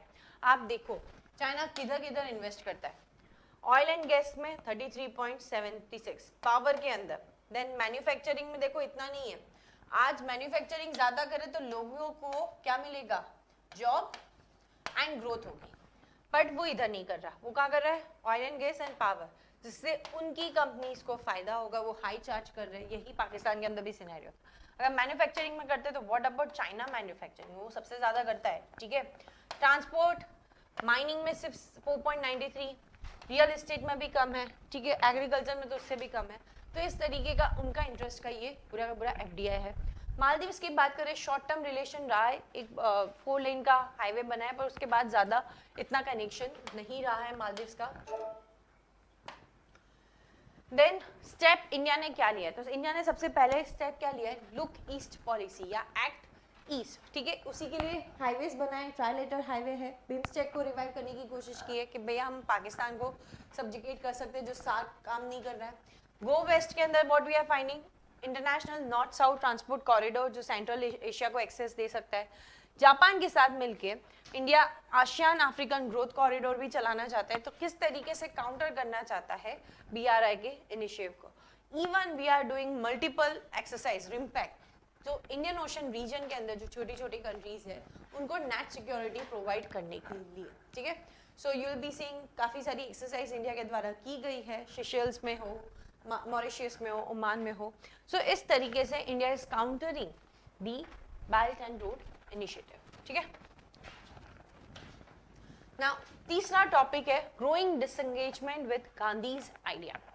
Now the topic you will be seeing that recent act of placing Hindutva leader Veer Savarkar, Vinayak Damodar Savarkar, ठीक है, वीर सावरकर आई गेस उनके भैया थे, on the same footing as Mahatma Gandhi has sparked criticism from Gandhians, ठीक है। सो एक आर्टिकल भी बहुत अच्छा सा आया था, जुलाई 29 का ही आर्टिकल है, आप देख सकते हो, सीमा चिश्ती ने लिखा है दैट अंतिम जन, ये एक मैगजीन है जो गांधी स्मृति एंड दर्शन स्मृति एक ऑर्गेनाइजेशन है जिनके द्वारा इशू की जाती है, वो मैं आपको पूरा समझाऊंगी क्या है। उसी के ऊपर ये आर्टिकल रखा गया है, हम देखते हैं।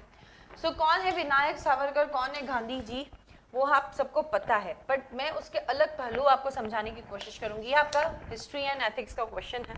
नाउ हुआ क्या है, आप ये सुनिए।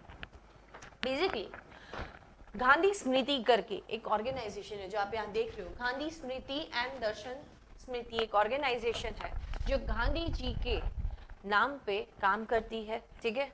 एंड ये ऑर्गेनाइजेशन के अंदर एक लेडी थी जो गांधीयन एक्टिविस्ट हम बोल सकते हैं, ठीक है। मलायन करके एक लेडी थी, उनके द्वारा एक मैगजीन शुरू की थी जिसका नाम है अंतिम जन। अभी अंतिम जन क्या है, गांधी जी का कहना है कि हमारे देश में जो अंतिम जन मतलब जो इतने मतलब ऐसे लोग जिन्हें कोई कंसिडर नहीं किया जा रहा है, जिनको इस देश के अंदर सारी फैसिलिटीज नहीं मिल रही, उन लोगों के लिए उनकी नैतिकता के मतलब नैतिकता के ऊपर काम करके उन लोगों के लिए काम हो सके, वहां तक पहुंच सके, आप सर्विसेज दो, गवर्नेंस इंप्रूव करो, वहां तक लास्ट इंसान तक पहुंच सके, ये सिस्टम होना चाहिए, ऐसा देश होना चाहिए।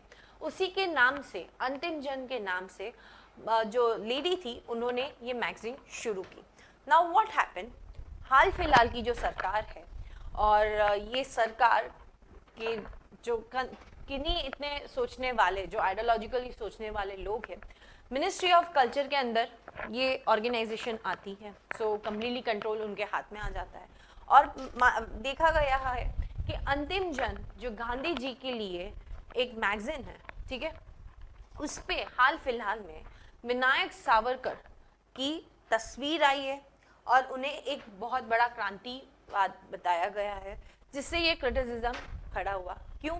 पहली चीज that this two personalities are completely opposite in their ideology, ठीक है। चाहे हम अगर बात करें राष्ट्रवाद की या देश के ऊपर, रिलीजन के ऊपर या लोगों के ऊपर किस तरीके से होना चाहिए, इन हर एक पहलू पे या नैतिकता, पर्सनल एथिक्स के ऊपर का टॉपिक हो, तो इन दोनों आइडियोलॉजी दोनों की अलग है, ठीक है। और इवन माना जाता है कि Vinayak Damodar was one of the culprit, considering as a one of the culprit in the assassination of Gandhi। और उन्हीं की किताब के ऊपर आपने उनके बारे में बोला है और उन्हें एक देश सेवक एंड क्रांतिवीर बताया है, जिससे ये क्रिटिसिज्म इमर्ज हो गया है, ठीक है। अभी बात करते हैं क्या है, बेसिकली जो ऑर्गेनाइजेशन है जिसमें गोडसे भी थे, उस ऑर्गेनाइजेशन के उस वक्त हेड कर रहे थे विनायक दामोदर सावरकर, ठीक है। अब जब गांधी जी का असैसिनेशन हुआ, इन्हें भी कल्प्रिट माना तो गया था, बट उस वक्त के जो जस्टिस थे, आत्मचार करके जो जस्टिस थे, आत्मारामचार करके जो जस्टिस थे, उनका ये कहना था कि इनके खिलाफ जो डॉक्यूमेंट्स एविडेंस होने चाहिए वो मिल नहीं रहे हैं।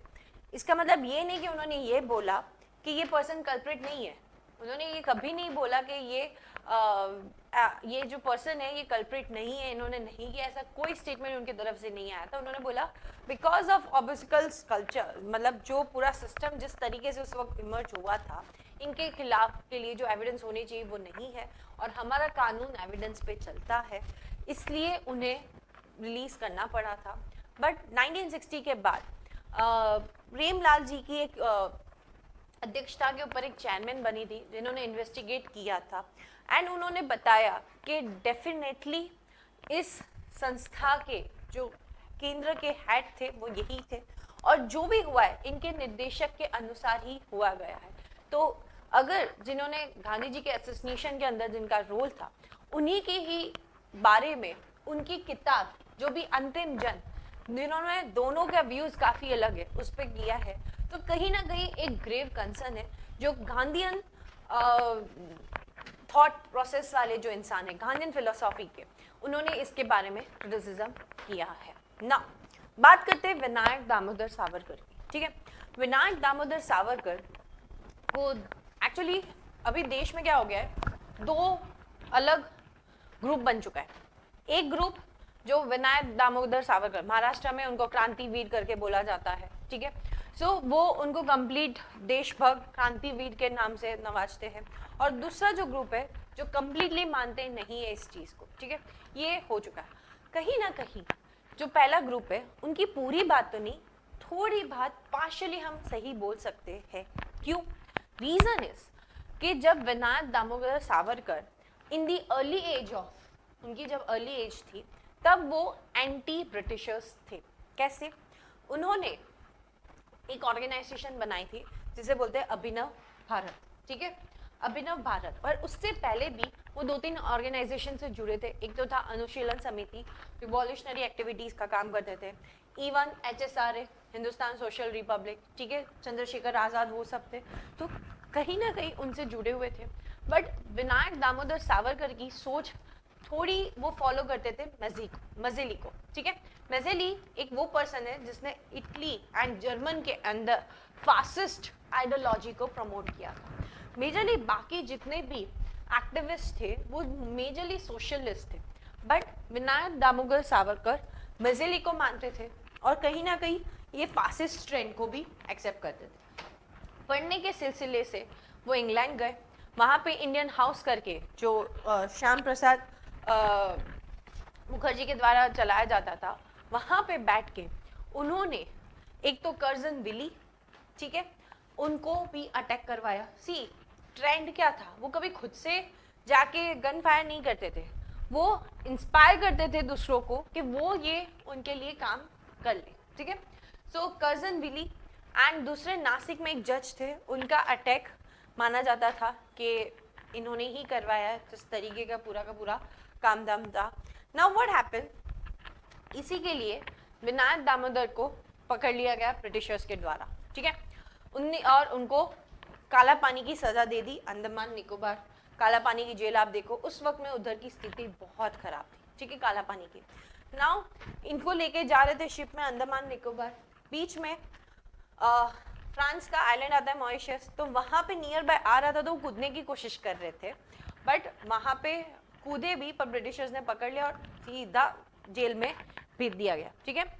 वहाँ पे स्थिति ऐसी हो गई थी, और भी सारे एक्टिविस्ट वहाँ पे जेल पे थे, पर किसने इस तरीके से माफीनामा ब्रिटिशर से नहीं मांगा था जिस तरीके से विनायक दामोदर जी ने माना। Now what happened in current time, हम उन लोगों को याद करते हैं जो ब्रिटिशर्स के खिलाफ है, ठीक है, उन लोगों को नहीं जो जिन्होंने ब्रिटिशर से माफी मांगे रिज्यूम कर लिया। बट इनके केस में कुछ अलग है। There are many propaganda mean spell out कि भैया इन्होंने माफी ही नहीं मांगी थी ये, बट अगर आप उनकी किताब पढ़ो तो उसमें भी लिखा है कि उन्होंने ब्रिटिशर से माफ़ी मांगी थी 1911 से, क्योंकि उनका पूरा का पूरा जो हिम्मत होता है वो टूट चुका था जेल में। 1911 से उन्होंने ब्रिटिशर को खत भेजना लिखा कि आपने जो भी मुझे पनिशमेंट दी है सही है, मैं मानता हूँ मैंने क्या किया है वो गलत है, और आज के बाद से मैं ये नहीं करूँगा, एक्सेट्रा एक्सेट्रा एक्सेट्रा, ठीक है ना। 1915 के बाद गांधी जी आते हैं इंडिया में, साउथ अफ्रीका बैटिंग फील्ड करके आ जाते हैं।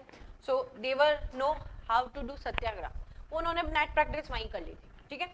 नाउ जब गांधी जी यहाँ आते तो विनायक दामोदर के जो भाई डॉक्टर सावरकर, ठीक है, उन्होंने लेटर भेजा जाता है गांधी जी को कि भैया इस तरीके का है, क्या करें हम।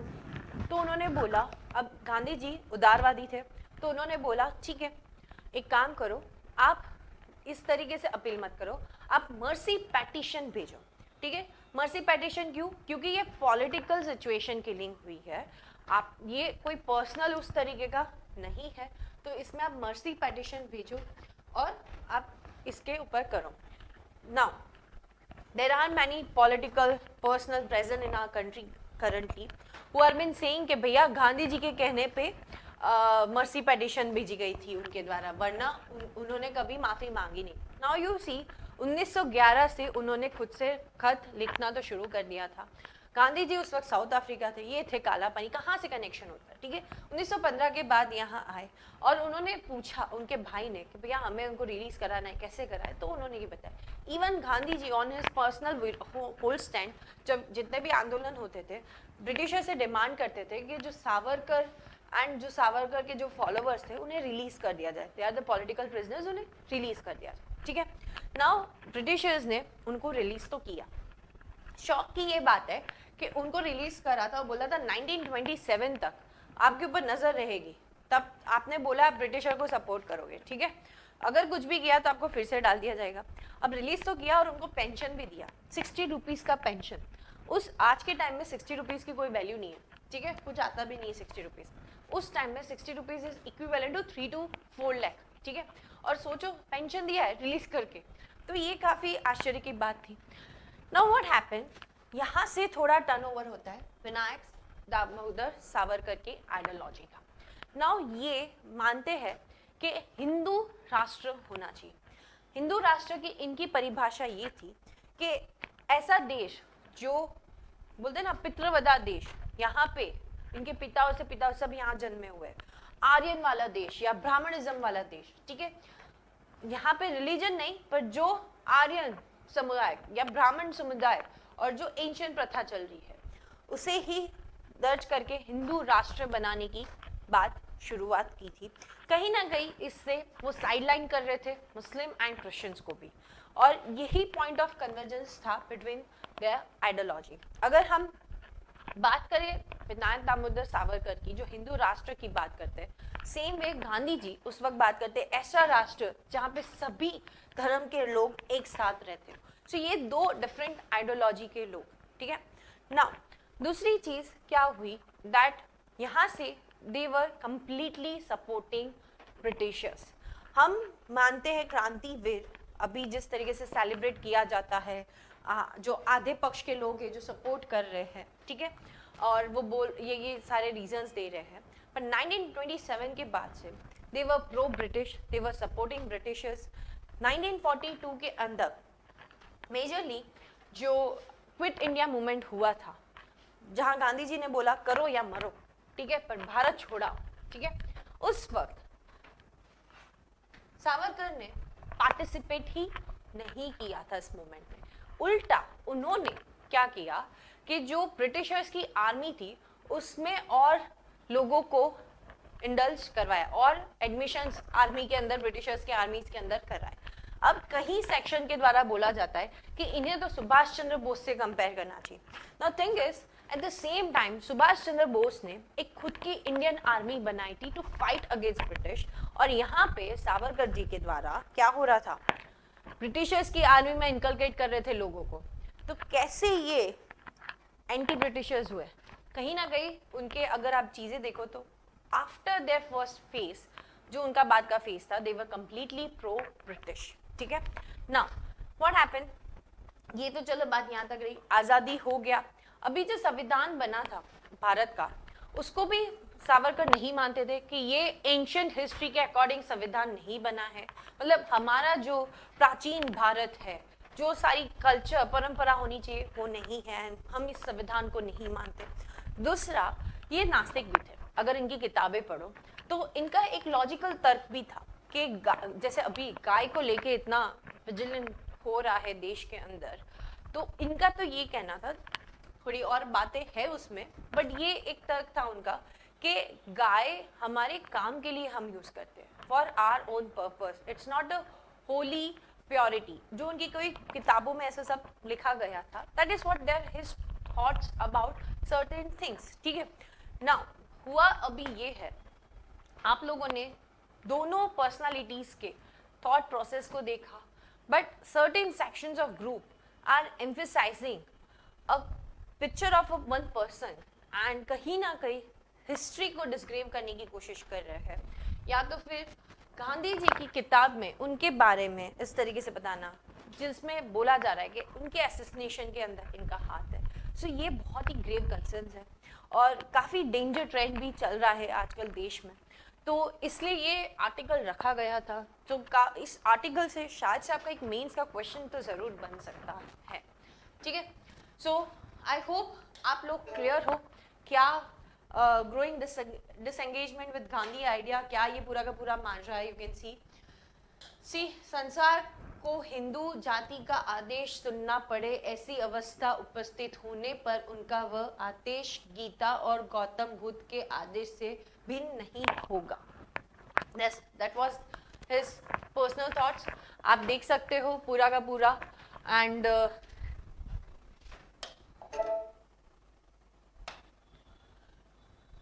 What about Gandhian? See, Gandhi ji को अगर हम बात करें तो उनके एक कॉमन प्रिंसिपल रहा है, that is truth, non violence and satyagraha, ठीक है, और उसी प्रिंसिपल पे वो काम करते हैं, वो रिलीजियस टॉलरेंस के ऊपर मानते हैं। अगर हम बात करें तो एक और चीज बोलते हैं, विनायक दामोदर सावरकर ने एक मंदिर बनाया था दलित्स के लिए, जिसे बोलते हैं पूर्ण पवित्र टेम्पल करके एक मंदिर था।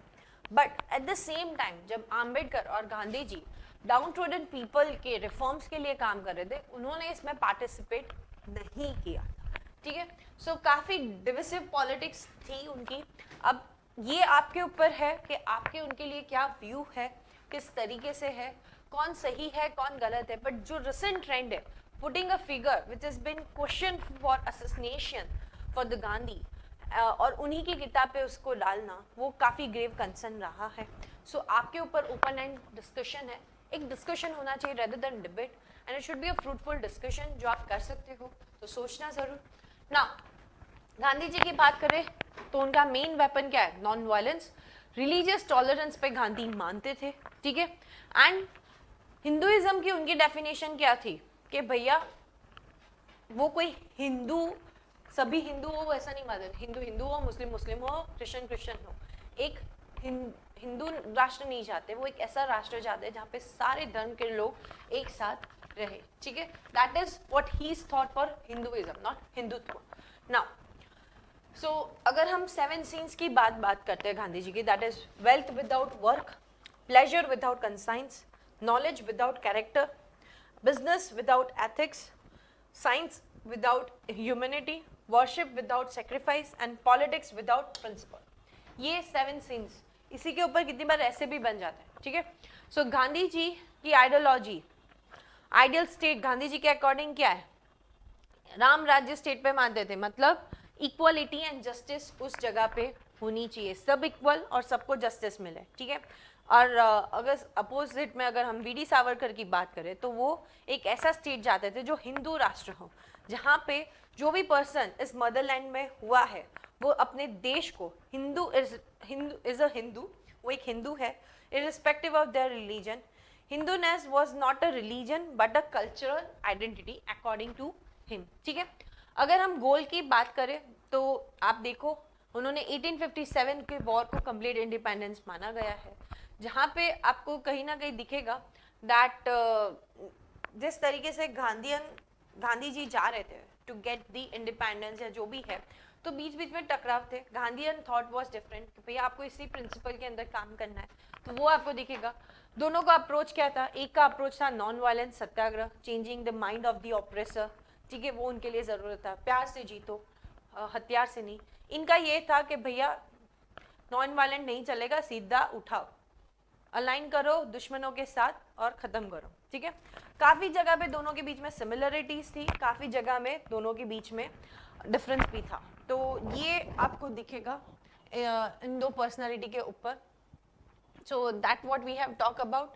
और अभी ये इसलिए इम्पॉर्टेंट है क्योंकि आज के टाइम में गांधीयन प्रिंसिपल को भूला जा रहा है, हिस्ट्री को थोड़ा चेंज करने की कोशिश की जा रही है, एक नया पर्सपेक्टिव ऑफ थियोरी बनाने की कोशिश करी जा रही है, जिससे इस आज के टाइम के यूथ को सीखने में कुछ ज़्यादा मिलेगा नहीं। इसलिए बहुत ज़रूरी है, अगर यही प्रोपेगेंडा चलेगा तो अगर वही आइडियोलॉजी को हम देखें तो एक सोशल इक्वलिटी जो होनी चाहिए सोसाइटी में वो वाइडन अप हो जाए, ठीक है। एंड कम्युनल वायलेंस जो अभी बढ़ रहा है वो और भी बढ़ेगा, ठीक है। डाउन रोडर जिनके लिए काम किया जाएगा उन्हें कोई कंसिडर फिर करेगा नहीं, they will be left out. So this are the things that can be the consequences if we forget the Gandhi ideas. Now the question for you guys. Consider the following statement regarding Marburg virus disease. ये last lecture में पढ़ाया गया था, एक बार statement देख लो, मैं direct answer बोलूँगी।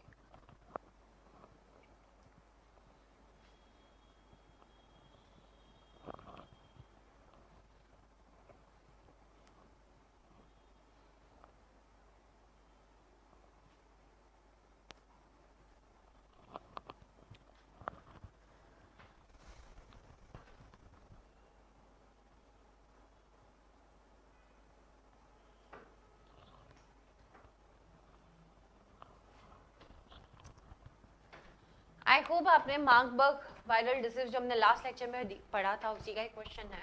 Statement सारे पढ़ लिए. Answer is D, all the statements are correct. ठीक है, सारे ही स्टेटमेंट्स करेक्ट है. Second, next question, UN piece keeping जो अभी हमने पढ़ा है, the first topic of this lecture itself उसी का है, देख लो.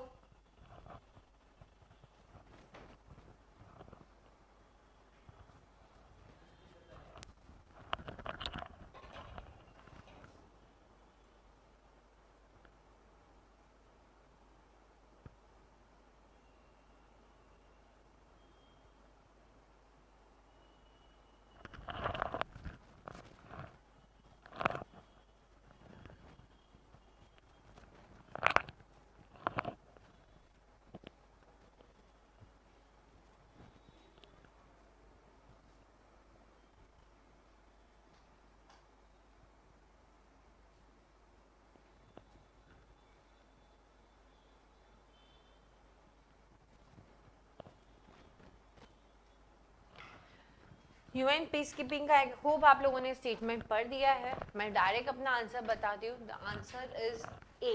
Third is wrong statement. सबसे ज्यादा फैटलिटी रेट इंडिया के यूएन पीस कीपर का था, इंडियन पीस कीपर्स का. ठीक है, तो थर्ड स्टेटमेंट गलत है, बाकी दोनों सही है. क्या था कि आपने फ्लैग कोड ऑफ इंडिया के अंदर अगर हम देखें तो पहले ये था दैट मतलब सनराइज होने में या सूर्यास्त होने में और सन ढलने में दोनों के टाइम पे के अंदर ही फ्लैग फ्लोन होता है, पूरी रात नहीं होता.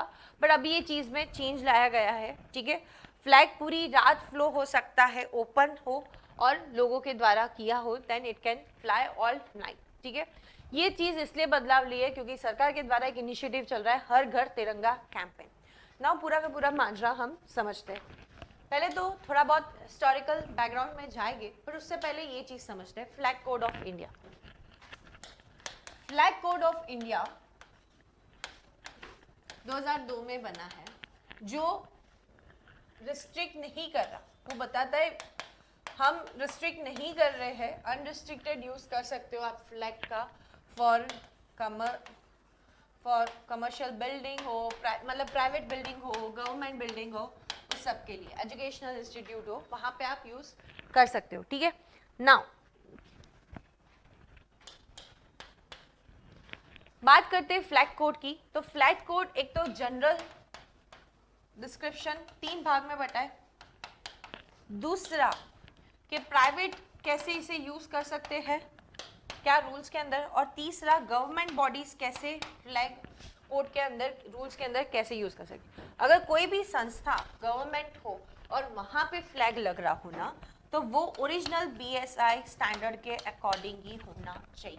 ये चीज बोली गई है. ठीक है, तीसरे याद रखना कि इसमें ये भी बताया कि फ्लैग 3x2 यही लेंथ का होना चाहिए.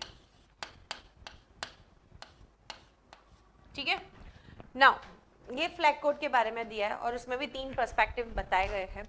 नाउ इंडिया की इससे पहले कोई कन्वेंशन थे या नहीं थे? नहीं थे, पर इसके अंदर कंक्लूडिव कन्वेंशन और सब कुछ डाल के ये 2002 का कोड बनाया है.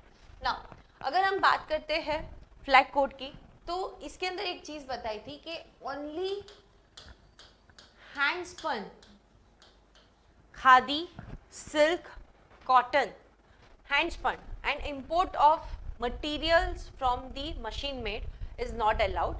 सिर्फ हैंडस्पन ही यूज होगा, ये लिखा गया था. ठीक है, अभी फिर जब बदलाव लाया 2021 के अंदर भी बदलाव आया, उसमें क्या बोला कि इंपोर्ट भी चलेगा, मतलब इंपोर्ट नहीं, मैन मेड तो है, मशीन मेड भी एक्सेप्टेबल है. पॉलिस्टर भी डाल दिया था जो पहले नहीं था.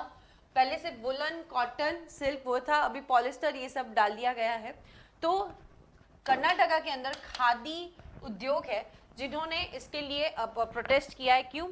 क्योंकि ये एकमात्र ऐसी संस्था थी जिसको khadi village small scale industry ने वाला सर्टिफिकेट दिया था. एंड ये बीएसआई मार्क का एकमात्र ऐसा था जो खादी बेस बनाता था. ठीक है, क्यों? क्योंकि खादी की शुरुआत से ही ये फ्लैग बना था 1906. ठीक है, जहाँ से आइडिया ऑफ इंडियन फ्लैग. तो मशीन मेड जो उस वक्त था कि भैया हमें मशीन मेड नहीं, हमें इंडस्ट्रीज मेड नहीं, हम हैंड से बनाएंगे, लोगों का प्रतीक है, इसलिए इसका प्रोटेस्ट हुआ गया। और अभी एक और बदलाव आया कि रात में भी हो सकता है ओपन ग्राउंड के अंदर, याद रखना ओपन ग्राउंड के अंदर ना, ये इसलिए पूरा का पूरा विवाद में था। अभी हम समझते हैं history regarding the Indian flag. देखो 1906 में पहली बार ऐसे झंडा एक लहराया था, फिर उसके बाद पिनाकी द पर्सन जो साउथ अफ्रीका के वॉर्स के अंदर भी थे, वो गांधी जी को मिले एंड उन्होंने अपना आइडिया बताया। उसके बाद 1931 कराची मीटिंग में इंडियन फ्लैग को लिया गया था, डिस्कस किया था। कॉन्स्टिट्यूशन असेंबली के द्वारा जो पिनाकी ने बनाया गया था उस फ्लैग को लिया गया था एज एन इंडियन फ्लैग। हम देखेंगे कौन से फ्लैग्स थे। नाउ बात करते हैं सर्वपल्ली राधाकृष्ण जी की, जो हमारे सेकेंड प्रेसिडेंट रह चुके हैं, ठीक है। उन्होंने बताया दैट द सैफ्रॉन कलर बताता है रिनंसिएशन, मतलब जो लोग रिनंसिएशन कर देते हैं मटेरियलिज्म उस सब के लिए, ठीक है। White colour signify the truth and purity, ठीक है, and the green colour signify conservation of soil, plant and the environment and earth. ये मतलब है हमारे इंडियन नेशनल फ्लैग का अकॉर्डिंग टू सर्वर राधा कृष्ण पिल्लाई। और ये इन्होंने बताया कि ये जो है धर्मचक्र परिवर्तन, द स्पोक, जो बताता है that life is moving and that is stagnant. ये उन्होंने सिग्निफाई किया, क्या? Life is moving, life is moving and that is stagnant. So this is the whole thing. हम एक एक करके फोटोज भी देख लेते हैं। So पिनाकिनी पिंगाली वेंकैया, उन्होंने 1921 के अंदर एक फ्लैग का लेआउट बनाया था, ठीक है। सबसे पहले 1906 में ये बना था। 22 जुलाई कॉन्स्टिट्यूशनल असेंबली ने एक्सेप्ट किया था कि तिरंगा कैसा होगा। सो 1906 ड्यूरिंग दी बंगाल पार्टीशन जो चल रहा था तब ये बनाया गया था। एंड 1907 बीकाजी कामा ने बनाया। 1917 होम रूल मूवमेंट में ये फ्लैग यूज हुआ करता था। 1921 में ये वाला फ्लैग बनाया था, अनऑफिशियल था। 1931 कराची में ये वाला फ्लैग था। 1947 में ये प्रेजेंट जो ट्राई कलर है इसे कॉन्स्टिट्यूशनल असेंबली ने एक्सेप्ट किया था। और ये इसका मतलब क्या है, जो सर्वपल्ली राधाकृष्णन ने भी अच्छे से इसको क्लोरीफाई करके समझाया था, ठीक है। नाउ अगर हम बात करते हैं फ्लैग कोड की 3 पार्ट मैंने आपको बता दिए किस तरीके से होना चाहिए। इसके अंदर कोई रिस्ट्रिक्शन एज सच नहीं है पब्लिक या प्राइवेट बॉडीज या educational, but there are the rules जो फॉलो करने हैं। The rules are, one is emblems and name, इनका गलत इस्तेमाल नहीं होना चाहिए। प्रिवेंशन ऑफ इंसल्ट, कोई इसे पब्लिकली इंसल्ट नहीं करे। इवन तो फ्लैग कोड में ये बताया कि सपोज कोई फ्लैग डैमेज हो गया ना, तो आप प्राइवेटली कहीं घर में उसे बर्न कर दो, उसे खत्म कर दो, बट ओपनली कभी नहीं होना चाहिए, ठीक है। Then major important is the part 4A जो हमारा बताता है duties of citizen of India to respect the ideals and institution and the national flag and national anthem, ठीक है, एंड आवर नेशनल एंथम। अब ये कैंपेन, ये जो सब चेंजेस आया गया है, ठीक है, अभी हाल फिलहाल में, क्यों? क्योंकि अगर मशीन मेड हो गए पॉलिस्टर बेसिस वो सब, तो ये ज़्यादा अमाउंट में लार्ज स्केल तक बन सकते हैं, प्रोड्यूस हो सकता है और लोगों तक मिल सकते हैं। क्यों? क्योंकि सरकार का एक कैंपेन शुरू हुआ है, हर घर तिरंगा। We are going to celebrate 75th independence and सरकार वांट के हर एक घर में फ्लैग होस्टिंग हो, तिरंगा। So people will articulate themselves, वो और ज़्यादा करीब आ जाए और पेट्रियोटिक या राष्ट्रवाद की तरफ जा सके, ठीक है। तो इसी के लिए ये सारे बदलाव लाए गए हैं। नाउ बात करते हैं ह्यूमन एलिफेंट कॉन्फ्लिक्ट्स। बेसिकली एक आर्टिकल आया था जिसमें बताया गया, मिनिस्ट्री के द्वारा पार्लियामेंट में पूछे गए थे क्वेश्चन, उन्होंने आंसर बताए थे कि कितने मौत हुई है, किस तरीके से हुई है, तो उसी के ऊपर पूरा आर्टिकल है। इसमें बताया है कि 2022, ठीक है, अश्विनी कुमार जो मिनिस्टर है state of forest, environment and climate, उन्होंने ही ये डेटा रिलीज किए, बताया 222 एलिफेंट किल हुए bye इलेक्ट्रोलक्शन, then 45 by train and 29 by poacher and 11 by poison, जहर खा के, ठीक है। Among tigers 29 were killed by poaching and 197 tiger death under scrutiny. इनकी स्क्रूटिनी हो रही है कि किस कारण से ये मरे गए, तो वो ज्यादा है कंपेयर टू पोचिंग. सो हम पूरा का पूरा ये एस्पेक्ट समझते हैं. आप देखो की पॉइंट्स. सी, जिस तरीके से इंसानी पॉपुलेशन बढ़ रहा है, जिस तरीके से हम एग्रीकल्चर के लिए फॉरेस्ट लैंड्स को ले रहे हैं, कहीं ना कहीं ये कॉन्फ्लिक्ट ज़्यादा बढ़ती जा रही है और उसे ही कर्व करना ज़रूरी है. ठीक है ना. बात करते हैं की पॉइंट्स ह्यूमन कैजुअलिटीज़ की. दैट इज, आप देखो ह्यूमन जो एनिमल्स के कॉन्फ्लिक्ट्स में आया है उनकी कितनी मौत हुई है.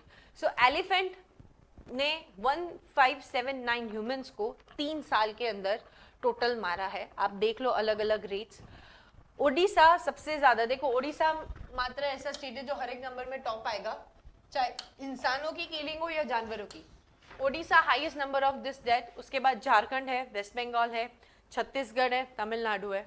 टाइगर के वजह से इंसानों की भी मौत हुई है, उसमें Maharashtra is responsible half of this date at 61. ठीक है. So human killed by Tiger आप देखो थोड़ा थोड़ा कम हो रहा है. टाइगर की नेचुरल डेथ भी कम हो रही है. Unnatural poaching, unnatural death not because of poaching, वो भी कम हो रही है. पोचिंग के वजह से आप देखो डेथ कम हो रही है कि जो लोग टाइगर की स्किन वो सब के लिए पोच करते हैं उसके लिए भी कड़क कानून हो गए, तो वो हो रहा है. सीजियस भी देखो, बट सबसे ज्यादा अंडर स्क्रूटिनी वाली डेथ जिसका रीजन नहीं पता वो बढ़ रहा है. So that is the concern. फिर दूसरा है एनिमल कैजुअलिटी. अभी देखो इतने एलिफेंट्स मरे, 222 एलिफेंट किस कारण से ट्रेन में आ गए, पोचिंग की वजह से या तो बिजली के तार उसके वजह से मरे. तो सबसे ज्यादा अकाउंट करता है उसमें भी उड़ीसा.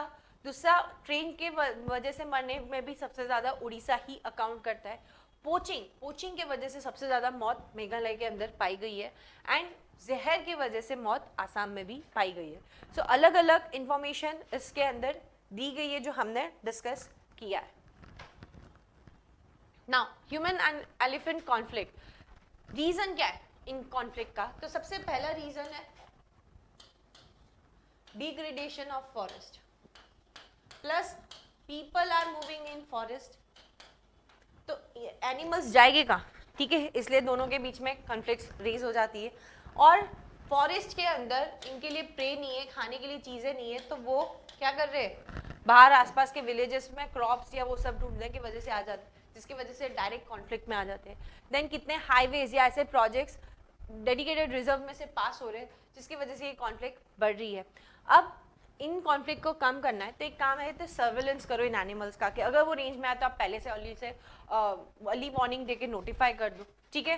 प्लस हैबिटेट के अंदर इम्प्रूव करो कि ये लोग बाहर ही ना जाए, और अगर कोई एरिया है जहाँ पे ज़्यादा बढ़ गए हैं तो उनको कहीं और रीलोकेट कर दो. ठीक है. फिर कंट्रोल बोर्ड अवेयरनेस बढ़ाओ, ट्रेनिंग करो ऑफिसर्स की, बाउंड्री वॉल्स बनाओ प्रॉपरली, और ऐसे भी नहीं होने चाहिए कि वो मार ही दे. सोलर फेंस इस तरीके से हो तो वो सक्सेसफुल रहेगा. टेक्निकल सपोर्ट चाहिए ये सब करने के लिए, एंड ये सारे कॉरिडोर्स बनाने के लिए हमें CSR की भी ज़रूरत है. Now there are certain example. Assam के अंदर एक जगह है, द मॉडल इज फेमस. ठीक है. World wide fund for India के द्वारा सपोर्ट किया ये प्रोजेक्ट है. ये मॉडल बहुत अच्छा है जिसे हम यूज़ कर सकते हैं. वहाँ पे क्या हुआ कि फॉरेस्ट बहुत डिग्रेड हो गए और उसी के चलते एनिमल मैन कॉन्फ्लिक्ट्स बढ़ रहे थे. ठीक है. क्रॉप्स खाने आ जाते थे तो जो फार्मर्स होते थे वो मार देते थे या तो वो मर जाते थे. ये सारे इंसिडेंट्स हो रहे. तो इन्होंने मिलकर एक काम किया कि जो क्रॉप बिगड़े नहीं उसके लिए क्या करो कि आसपास फेंसिंग करो सिंगल स्ट्रैंड की, और हजार्डस इलेक्ट्रिसिटी नहीं हो, बहुत ही नॉन इलेक्ट्रिक फेंसिंग हो, या तो इस तरीके से हो कि वो हार्म ना करे और आपका क्रॉप भी प्रोटेक्ट हो जाए. दूसरा, सभी को डाल दो प्रधानमंत्री फसल बीमा योजना के अंदर या क्रॉप प्रोटेक्शन दो. ठीक है. और लोगों का भी सपोर्ट, उन्हें ट्रेन किया गया किस तरीके से कि अगर कुछ ऐसा हो तो क्या करना है, किस तरीके से नहीं. एंड विद टाइम ये मॉडल इतना सक्सेसफुल हुआ कि डेथ भी कम हुई, क्रॉप जो बिगड़ रहा था वो भी कम हो गया. सो कहीं ना कहीं ये मॉडल इम्प्लाई करना चाहिए आसाम का. देन सेकेंड है कि गाइडलाइंस दी गई है कि किस तरीके से ह्यूमन एनिमल कॉन्फ्लिक्ट को रिड्यूस कर सके. तो सबसे पहले ग्राम पंचायत को एम्पावर करो कि अगर कोई एनिमल इतना ट्रबल मेकिंग हो तो वो वाइल्ड लाइफ प्रोटेक्शन एक्ट के अंदर अनुसार काम करें। दूसरा, जो फार्मर्स हैं उनके क्रॉप को प्रोटेक्शन, मेजरली उनको इंश्योरेंस दिलाओ, फसल बीमा, क्योंकि एनिमल के वजह से जो बर्बाद हो रहे हैं तो वो भी कवर अप हो सकता है। तीसरा, हर एक सर्कल के अंदर एक कंट्रोल ऑफिस हो कि वो तुरंत एक्ट कर सके। चौथा, अर्ली वार्निंग हो कि लोगों को पता चल जाए, ट्रेन करो लोगों को कि कैसे उन्हें रिएक्ट करना, किस तरीके से नहीं। एंड इम्पॉर्टेंटली जो सामान चाहिए, ट्रांसकुलाइजर, कोई एनिमल आ गया है तो वो सब भी प्रोवाइड होना चाहिए। तो ये सारे गाइडलाइंस हैं टू रिड्यूस दिस, तो ये याद रखना। द क्वेश्चन आप लोगों के लिए,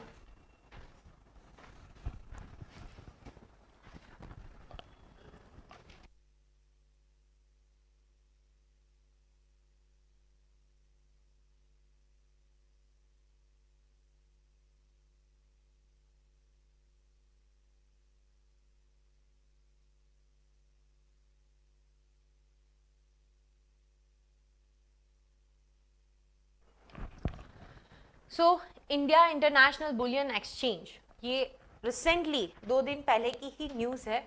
और क्यों न्यूज़ है वो रखा गया है, स्टेटमेंट्स आप देखो और बताओ।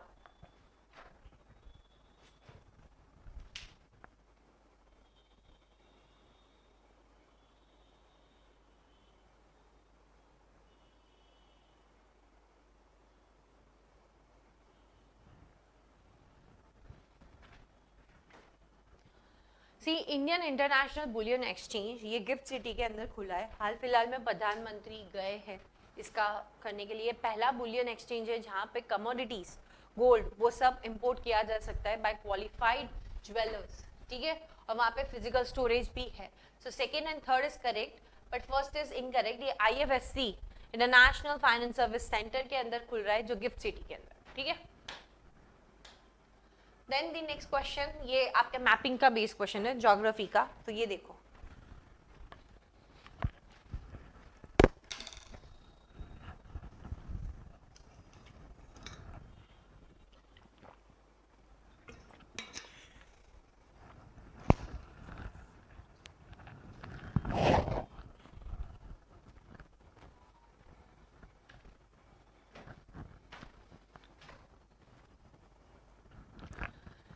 Consider the following statement.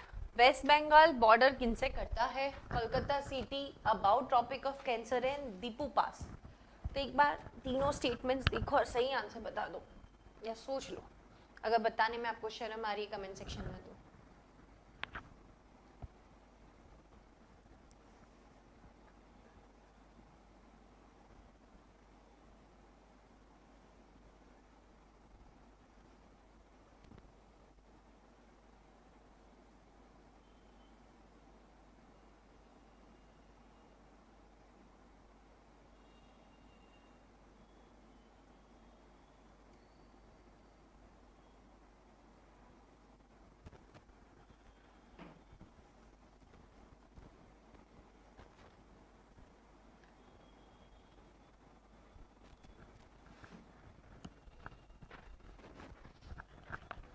West Bengal China से बॉर्डर नहीं करता है, तो फर्स्ट स्टेटमेंट गलत है।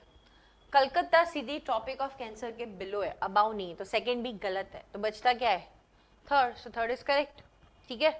दीपू पास ये ट्राई जंक्शन डिस्प्यूटेड एरिया पे है, India, China and Myanmar. Now 5 नई रामसर की साइट लिस्टेड हुई है, आप देख सकते हो। इंडिया ने और 5 नई साइट एड ऑन की है।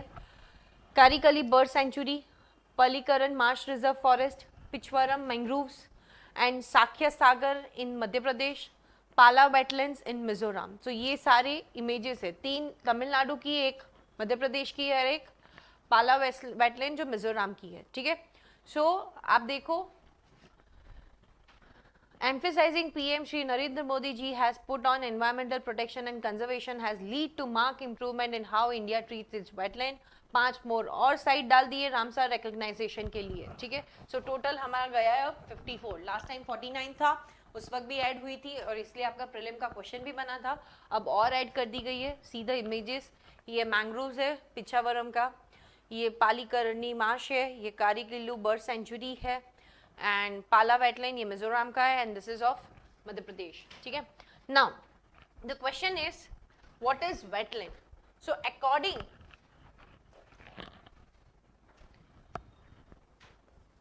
to the international conservation या convention, wetland उसे कहा जाता है जो आर्टिफिशियल भी हो या तो नेचुरली भी बनाया हो, ठीक है, जहां पे पानी स्टोर होके रखा हो या फ्लोइंग भी हो, स्टैटिक भी हो या फ्लोइंग के अंदर भी हो, ठीक है। वेटलैंड में आप इंक्लूड कर सकते हो any area, river, streams, agriculture fields, ये सब कुछ वेटलैंड के अंदर आ सकता है according to the international definition. और ऐसे एरिया जिनमें लो टाइड 6 मीटर से ऊपर एग्जिट नहीं होती हो, ये इंटरनेशनल डेफिनेशन है, ठीक है। इंडिया ने 2017 में वेटलैंड कंजर्वेशन के लिए एक एक्ट बनाया था और रूल बनाया था बेसिकली। तो उस रूल में बोला कि ये डेफिनेशन के अंदर हम वेटलैंड में किस चीज को इंक्लूड नहीं करते, does not include, that is artificial tank, ठीक है, लेक, वाटर बॉडीज जैसे near the cities, then agriculture के पास जो कैनल स्ट्रीम्स बनाई हो, मतलब मेजरली रिवर स्ट्रीम्स, चैनल्स जो भी था, मेजरली काफ़ी सारी चीज़ें डज नॉट इंक्लूड में इस बार डेफिनेशन में रख दी गई। तो वो थोड़ा कंट्रोवर्शियल है अगेंस्ट दी इंटरनेशनल डेफिनेशन, ठीक है। अभी बात करते हैं वर्ल्ड वाइड कुछ 6.4% एरिया, जोग्राफिकल एरिया वेटलैंड का है। इंडिया की बात करें, जो इंडिया का टोटल जोग्राफिकल एरिया है 1,53,000 स्क्वायर किलोमीटर के अंदर कुछ 4.63% वेटलैंड में जाता है। उसमें भी 64% अप्रॉक्सीमेटली इनलैंड वेटलैंड्स है, मतलब अंदर लैंड्स के अंदर है, एंड रेस्ट जो आपके वेटलैंड्स बचते हैं वो जाते हैं कोस्टल के पास, ठीक है। इंडिया के अंदर कुछ 18 टाइप के अलग वेटलैंड्स हैं इंडिया के अंदर, ठीक है। सो ये बात करते हैं इंडिया की। अब बात करते हैं रामसर कन्वेंशन, जिसके अंदर डाला गया है। ये एक कन्वेंशन 1971 2 अगस्त को ईरान के अंदर एक सिटी है रामसर, उसमें बनाया गया था। अब इस कन्वेंशन के अंदर जो डेफिनेशन बताया, वेटलैंड को कंजर्व करना, क्यों, वेटलैंड काफ़ी काम के लिए इंपॉर्टेंट है, जो हम देखेंगे क्या काम के लिए। देन 1990 के अंदर एक प्रोटोकॉल आता है, मॉन्ट्रेक्स प्रोटोकॉल, जिसके अंदर ऐसे वेटलैंड्स को डाला गया है, या तो ह्यूमन इंटरवेंशन या टेक्नोलॉजी इंटरवेंशन के अंदर, हाल फिलहाल की स्थिति में या आने वाली स्थिति के अंदर वो वेटलैंड बचेगा नहीं, क्राइसिस हो जाएगा, ऐसी कंडीशन होती है तो उन्हें ये मॉन्ट्रेक्स के अंदर डाला जाता है और बहुत अच्छे तरीके से इसे कंजर्व करने की कोशिश की जाती है। इंडिया में पहले 3 थे, एक तो चिल्का लेक था पर उसे हटा दिया, हाल फिलहाल में सिर्फ 2 है, एक तो है लोतक लेक और दूसरा है कोलोराडो नेशनल पार्क, ठीक है। तो ये 2 हाल फिलहाल में मॉन्ट्रेक्स रिकॉर्ड के अंदर है। तो ये रामसर भी समझ लिया, वेटलैंड की डेफिनेशन क्या है वो भी समझ ली, वेटलैंड क्यों जरूरी है ये समझो, और ये भी देख लिया कि भैया वेटलैंड इंडिया के अंदर कहाँ है, किस तरीके से। अभी इंडिया के कुछ टोटल 54 हो गए, जो हाईएस्ट है साउथ एशिया के अंदर इन दी रामसर लिस्ट। ऐसे अगर हम देखने जाए तो यूके सबसे ज़्यादा हाईएस्ट है, यूके कंट्री के कुछ मोर देन 150 अबव 170 के आसपास जितने वेटलैंड रामसर लिस्ट के अंदर है। उसके बाद मैक्सिको आता है, ठीक है। पर अगर एरिया वाइज देखें तो बोलीविया का सबसे ज़्यादा बड़ा एरिया है वेटलैंड का, ठीक है। तो ये सारी थोड़ी फैक्चुअल इंफॉर्मेशन जो मैं आपको बता रही हूँ। नाउ वेटलैंड का यूज़ क्या है, देखो सबसे ज़्यादा इंपॉर्टेंट वेटलैंड का यूज़ क्या होता है। वेटलैंड को बोला जाता है किडनी, किडनी काम क्या करती है, फिल्टरेशन का, प्योरिफिकेशन का, ठीक है। दूसरा 40% वर्ल्ड के अंदर जितनी भी ब्रीडिंग होती है ना वो वेटलैंड में होती है, तो उसको नर्सरी ऑफ ब्रीडिंग भी बोला जाता है। तीसरा, ये वेटलैंड है ना, ये प्रिजर्व करती है, प्रोटेक्ट करती है और मिनिमाइज करती है हजार्ड जो है, फ्लड, सुनामी, उन सबको। तो वेटलैंड इसलिए इंपॉर्टेंट है। मेजरली सबसे ज़्यादा ब्रीडिंग ग्राउंड है, यहाँ पे सारे आपको वाटरफॉल्स मिलेंगे, अलग अलग स्पीसीज मिलेगी, प्लस एक ऐसा डायनामिक जोन है जहाँ पे यूनिक वे है उसकी सॉइल का, क्योंकि ऑक्सीजन फ्री है, नीचे ऑक्सीजन नहीं है, प्लस एग्रीकल्चर एस्पेक्ट से भी अच्छा है, कल्चरल प्रैक्टिस होती है और वाटर प्यूरिफाई करने में भी काम करता है, देन नीचे ग्राउंड वाटर को रिचार्ज करने में भी काम करता है, फ्लड कंट्रोल करने में भी काम करता है, तो काफ़ी इंपॉर्टेंट है वेटलैंड का। बट हाल फिलहाल के अंदर जिस तरीके से एक्सपांशन ऑफ दी पॉपुलेशन और उसी की वजह से इंफ्रास्ट्रक्चर बिल्डिंग या कॉन्क्रीटाइजेशन की वजह से वेटलैंड आज डिस्ट्रॉय हो रहा है। दूसरा कि वहाँ पे आसपास पॉल्यूशन ज़्यादा जा रहा है, उसकी वजह से यूथोरिफिकेशन आपको दिखेगा, एग्रीकल्चर प्रैक्टिसेस एक्सट्रीम हो रही है, जिसकी वजह से वेटलैंड आज डिस्ट्रॉय डिग्रेड कंडीशन में, और उसी को प्रोटेक्ट करने के लिए ये रामसार कन्वेंशन है जिसमें ये 5 डाले गए हैं। ठीक है, so I hope the whole topic is clear to you. What is wetland, Ramsar convention क्या था, और उसके और भी प्रावधान जो इसमें नहीं है वो भी मैंने आपको बता दिए। ठीक है, सो अगर हम इंडिया में बात करें, so Gujarat is the number 1 in the term of सबसे ज़्यादा इंडिया में कौन से स्टेट में वेटलैंड्स है, तो दैट इज द गुजरात, क्योंकि लॉन्ग कोस्ट लाइन है इसलिए। फिर दूसरे नंबर में आंध्र प्रदेश है, यूपी है, एंड वेस्ट बंगाल है। ठीक है, रामसर साइट इन इंडिया कहाँ सबसे ज़्यादा, या एरिया वाइज की बात चल रही है, यहाँ पे नंबर की बात चल रही है, तो यूपी में सबसे ज़्यादा रामसर साइट्स है, देन पंजाब, देन 4 गुजरात के अंदर, तमिलनाडु जम्मू में, 3 हिमाचल एंड केरला में, एंड 2 इसमें और 1 इसमें, सबसे ज़्यादा यूपी में, ये याद रखना। ठीक है, अब थोड़ा एक और factual information, largest wetland is Sundarban. World का लार्जेस्ट वेटलैंड नहीं बोला जाता, बेसिकली मैंग्रोव्स के लिए बहुत फेमस है, बट सबसे बड़ा वेटलैंड इंडिया के पर्सपेक्टिव में इज सुंदरबन। स्मॉलेस्ट है रेणुका वेटलैंड जो हिमाचल में, रेणुका गिरी, और उसके ऊपर प्रोजेक्ट भी चल रहा है। ओल्डेस्ट वेटलैंड है चिल्का लेक। ठीक है, सबसे छोटा, बड़ा और ओल्डेस्ट वो देख लिया।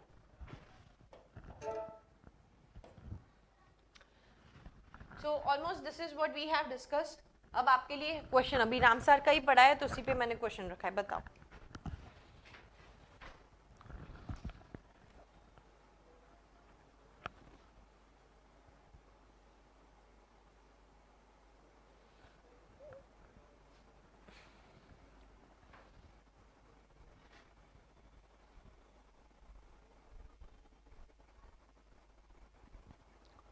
अभी आपने पढ़ा है, हाँ?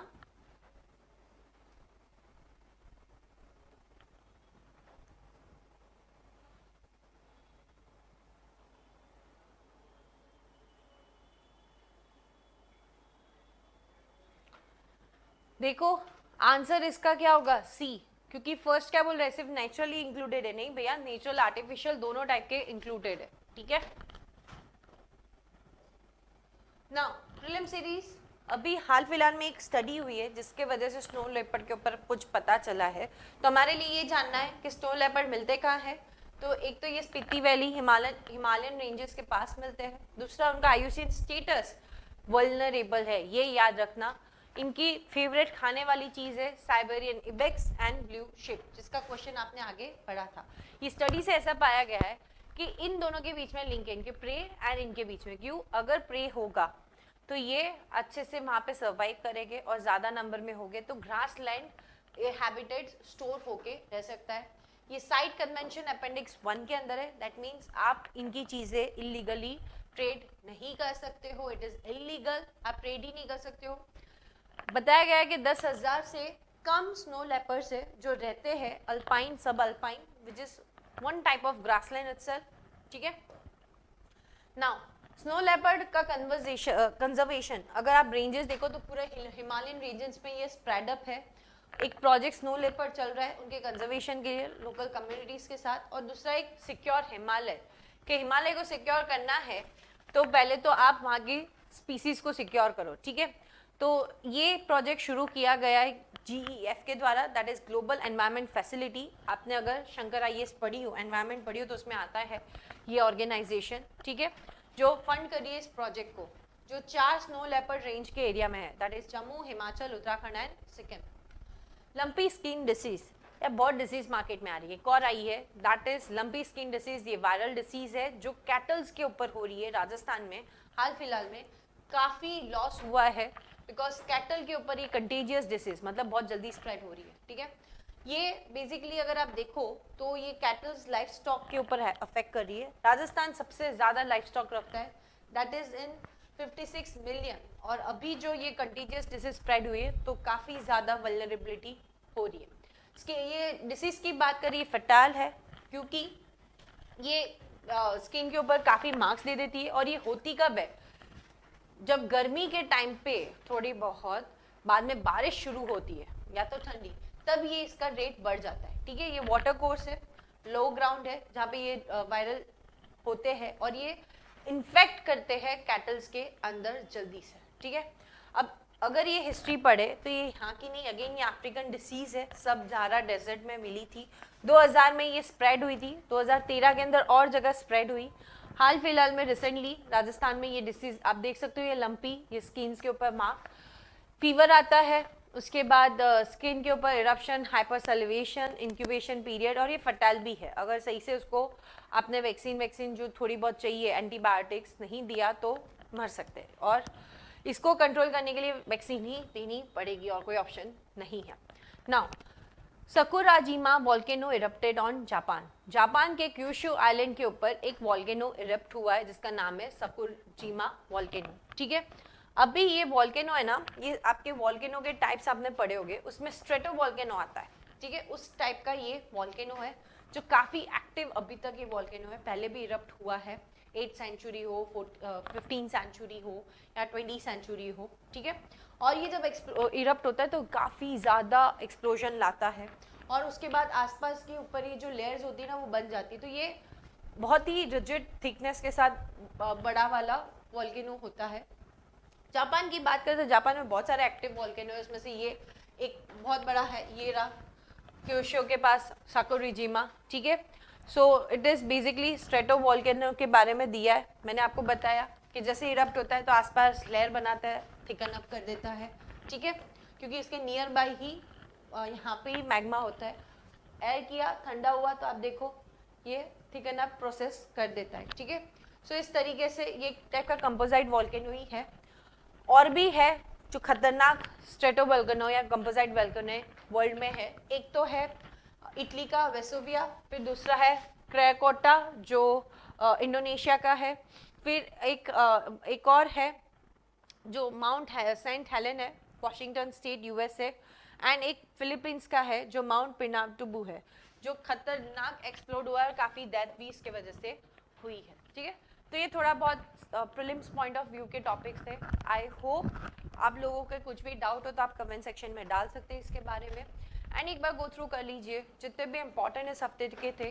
We have try to discuss and shown you the other points कि किस तरीके से इस एस्पेक्ट में भी इन टॉपिक्स को देखा जा सकता है जो शायद आपने देखा ना हो, ठीक है। So till that thank you, मिलते हैं फिर next time, take care, bye bye.